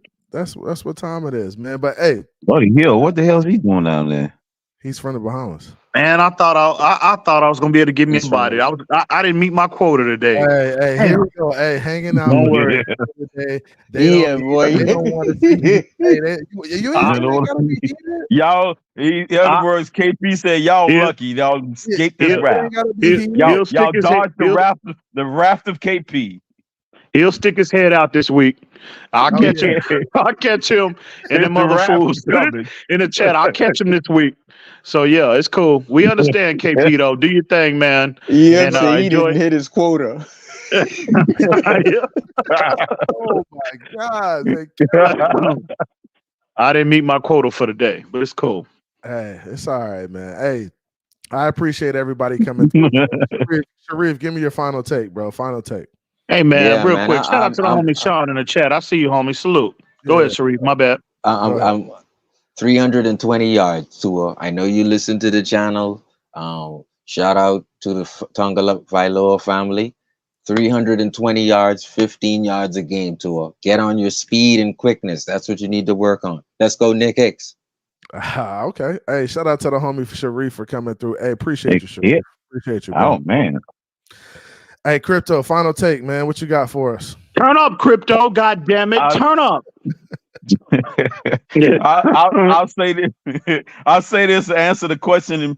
Your question you had earlier about how come they haven't paid Tua yet. I think we got 10 days. I think it's got to be within the first 2 weeks of next month. If not, then there may be a little dispute about the details about him rejecting something within the contract. If they ain't done it by March, then the alarm bells will go off on what's really going on. Is it Tua pushing it, or is that his greedy ass agent that's doing all the pushing? Because I don't think it is in Tua's character to reject anything that the Dolphins gonna offer him. That's just me, my personal opinion. Okay, I like it. I like it. Good. Hey, good seeing you again, Crypto. I'm glad you ain't come up here screaming today. I ain't have to kick your ass off. Everybody know I'm the most soft-spoken guy in the fan base. Goddamn. we know, bro. We know. Appreciate you, though. Damn. Yeah. Shout out to the homie Crypto for pulling up, man. Hey, what y'all got for me, man? Hey, I appreciate y'all boys coming through and always having these conversations with me. I think, hey man, conversations we need to have. Hey, listen, man. Salute to both of you gentlemen. Hey, I know we troll each other or whatnot, Lou, CB, but we all know I fuck with y'all, both of y'all. Pardon my language, CB. I fuck with both of y'all to the fullest, man. And then, when we get the opportunity, the three of us, to come together for the fans and all and subscribers, and it generally turns out to be a very good show, man. A lot of education, a lot of knowledge being dropped, a lot of, good perspectives being dropped or whatnot for the fans. So salute to you, gentlemen. It's always a pleasure, bro. And to everybody in the chat, man, y'all hit that like button. Y'all hit that subscribe button if you haven't, and y'all share this video. Let's get the boy. Let's get the homie CB's numbers up. He definitely need all the help he can get. So. I mean, he out here and we got Pete out here, doubling up his numbers. We can't have that. We can't have that. So, but yeah, fellas, man, again, it's always a pleasure for real, man.